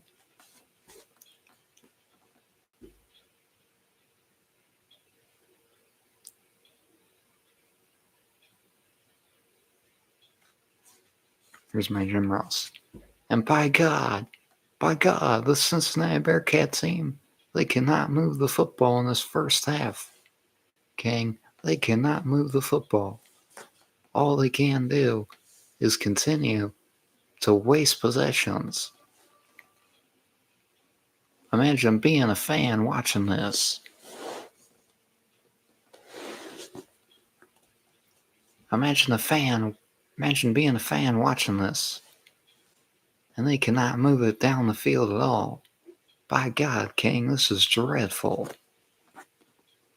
Not exactly sure if Jim Ross would say that, but maybe he would. Who knows? This Pitt and Georgia Tech game, it's pretty interesting. Oh boy, and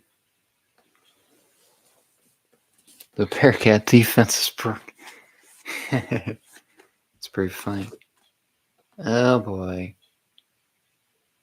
Sorry, Jalen, it's not looking good for your Georgia Tech Yellow Jackets. Pitt up 35-14. That is not looking good.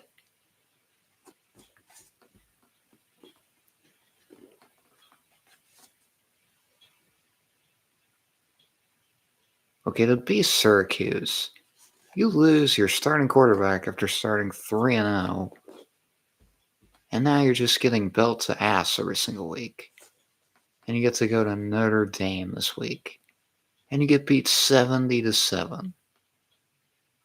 Wait, am I reading that right? Let me check my vision. 70-7. Jesus Christ. Tennessee are whipping Florida like a government mule. You're right. You are absolutely right about that. That's pretty accurate.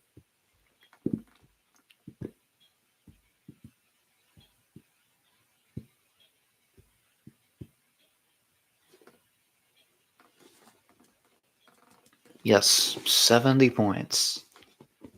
And Notre Dame, keep in mind, lost their first 2 games of the season. And yet they have not lost the game since playing Texas A&M at home. And A&M is very good this year.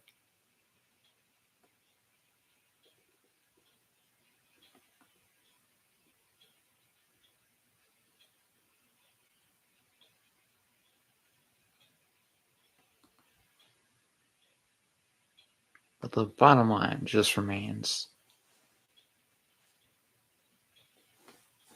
that, man, Syracuse, they just are not. They're just not getting a good go of it now because, like I said, they were 3-0. and now they have lost 8 straight games. Their head coach is probably getting canned next week because they're not going bowling.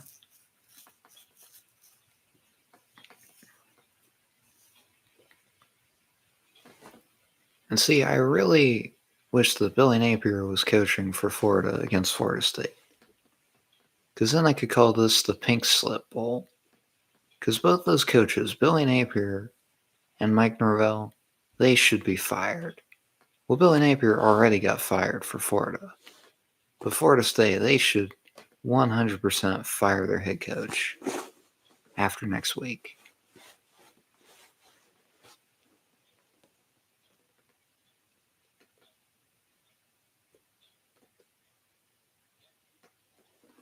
Yeah, I did hear about that NSWO final.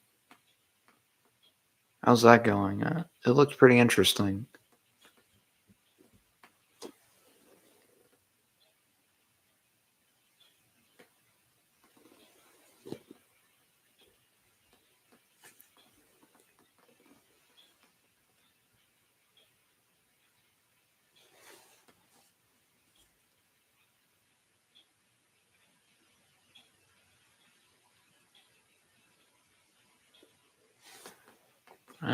Let's take a look around before we get back from the half.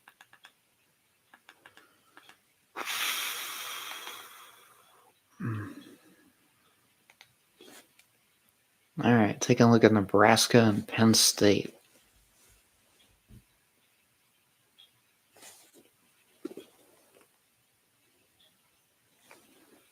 Over 70 minutes in, it's 0-0. Wow.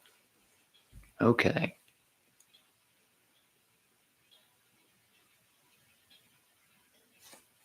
This guy on Twitter was telling me how good the Latif kid is for Nebraska. I don't see it. It's 37-10 in the fourth quarter. I don't see it, man. And Penn State has an interim coach because they fired their coach weeks ago. And this interim may actually get Penn State to a bowl game, which is just crazy within itself.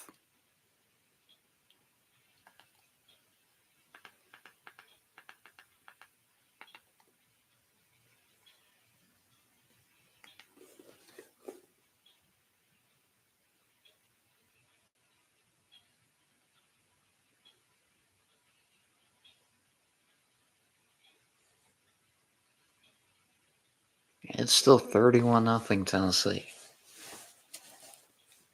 I don't know what advice you give those Florida players because this is just bad.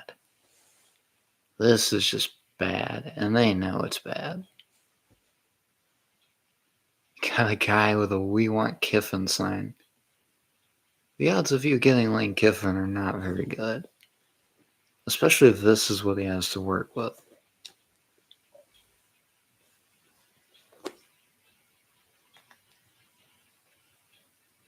And we're still not quite back yet.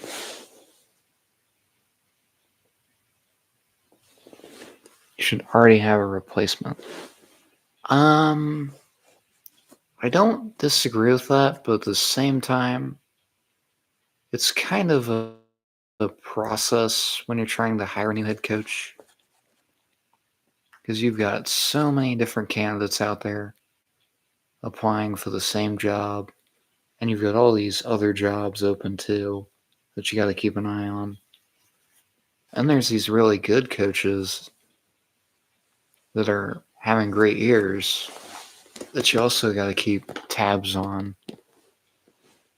Because you never know, maybe they'll actually do something, or maybe they'll have another great season, and then maybe they'll want to come to whatever job is open. That's just kind of the way it works in college football.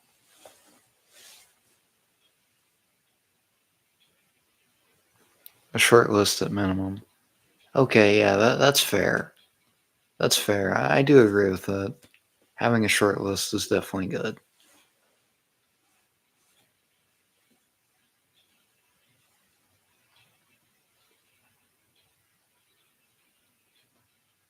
We're getting ready for the second half here. A beautiful night at Nippert Stadium. One of the best places to play a football game, one of the best places to watch a football game.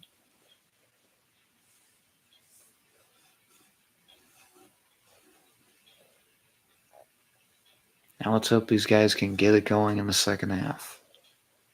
Because we still have a chance at pulling an upset tonight. And keeping our Big 12 championship game hopes alive. At least for another week.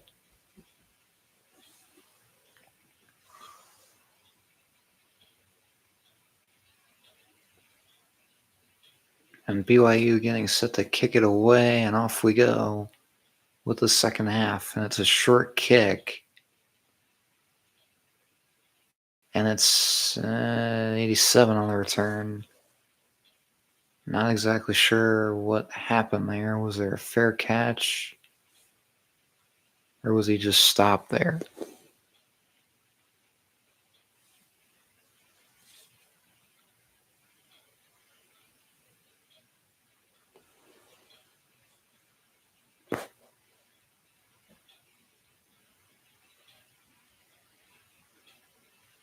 Good shots of the sideline reporter there.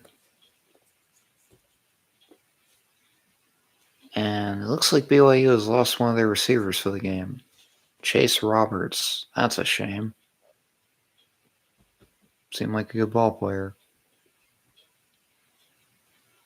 I'm not the kind of guy to root for injuries. That's just stupid. Even if it's a guy I really don't like, I still don't wish that upon them. And Pryor on the carry, and he gets stuffed for a minimal gain. Let's call it about 1.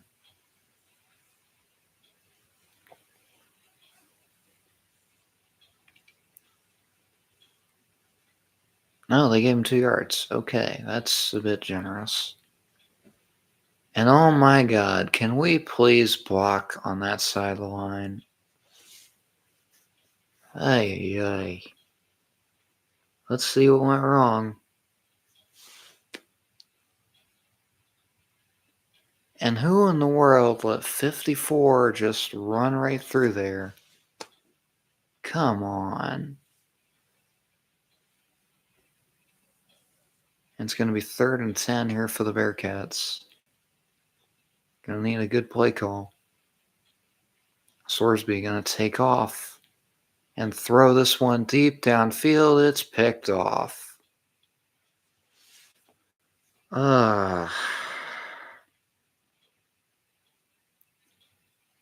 Brendan, I get it. You were trying to make something happen. But for the love of God, throw it away. If you're not going to find the receiver.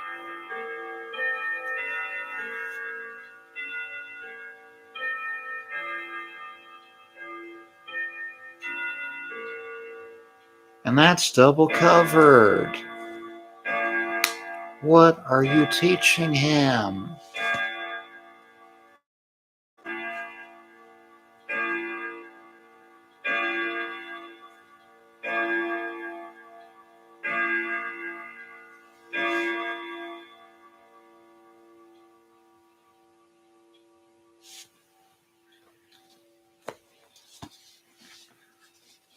Where is my marker?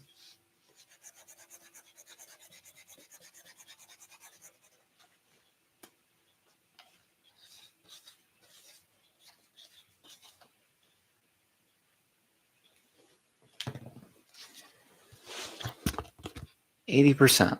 Officially 80%.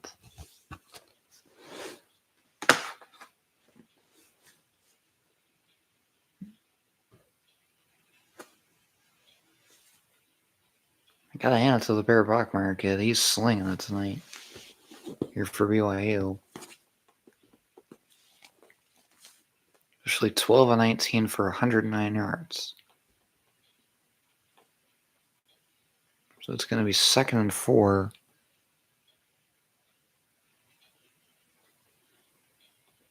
I don't think you're a jinx. Listen. This It's this coaching staff, it's this play calling, it's just abysmal. It's like this team is a wolf in sheep's clothing. Gets off to a good start, or loses a game, wins 5 in a row, and then just I don't really know how to describe it.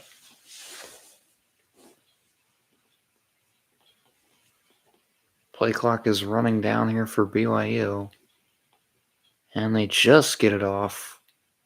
And what in the world is this? That trickery was not going to work against this defense. Like, I do not know what the BYU offensive coordinator was on for that one. Because that was just a terrible play call all the way around.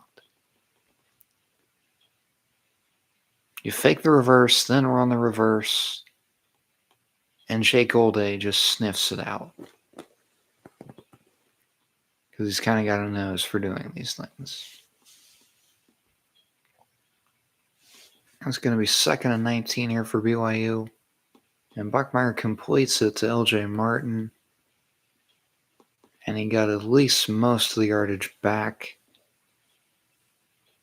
I swear if this is on us, I'm going to be mad.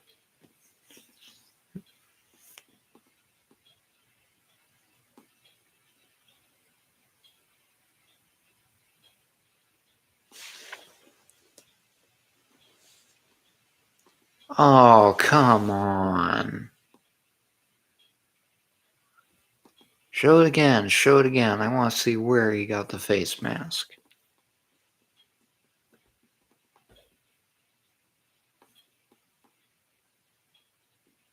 Okay, there's the hit.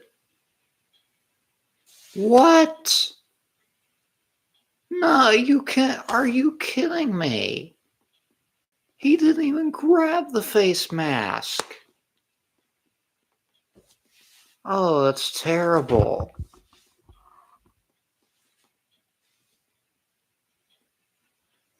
He didn't grab the face mask. He had the side of the helmet. He didn't grab the face mask. That's not a penalty.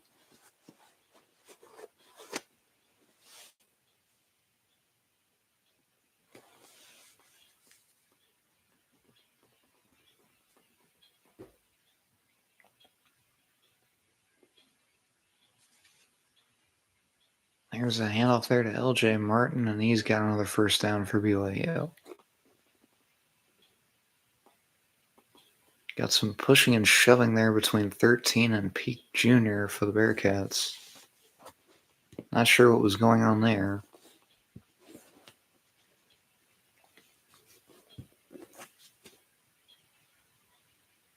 And Tiger Bachmeier, that's Bear Bachmeier's brother, who apparently transferred him from Stanford. Not sure when, but Handoff goes to Parker Kingston on the reverse, and he's going to get taken down. It'll be 2nd down for BYU.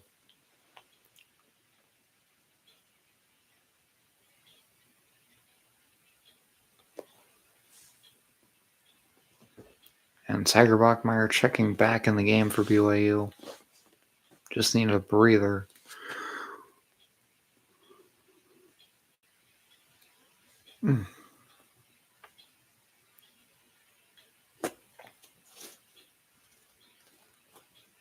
It's going to be 2nd and 4 for BYU. Play clock running down. Bachmeier keeps it himself. And surprisingly, it's not a touchdown.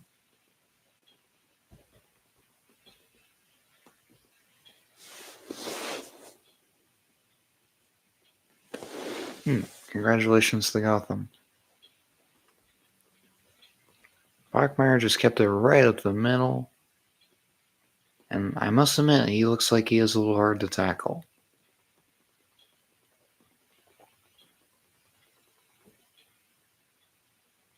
Bachmeier takes a snap and throws incomplete. Is it a defensive lineman? Why are you throwing to a defensive lineman?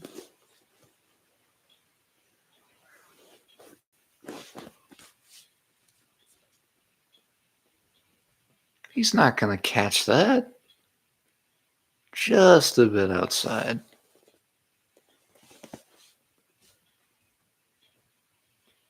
And second and goal, handoff to LJ Martin, touchdown BYU. And they're just starting to wear down this defense.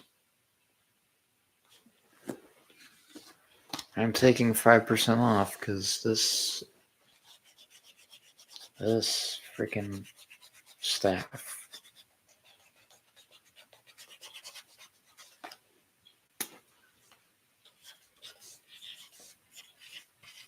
A 75% approval rating for Scott Satterfield.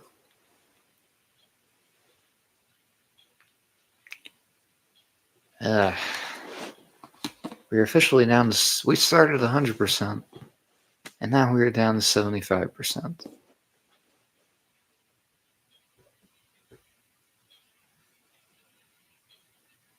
$44 on the extra point, and it's good. My goodness.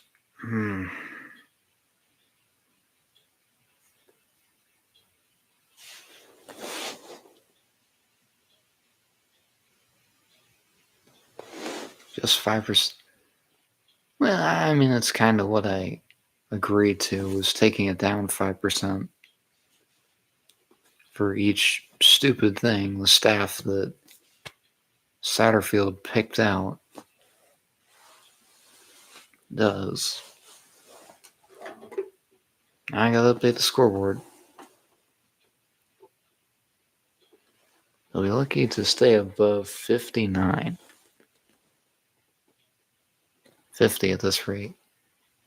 Yeah, you're probably right.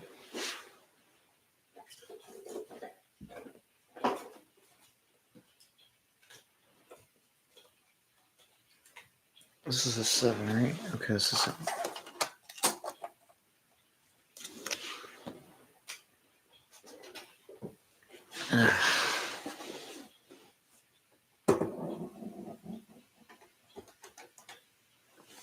Boy, this team needs a score now more than ever.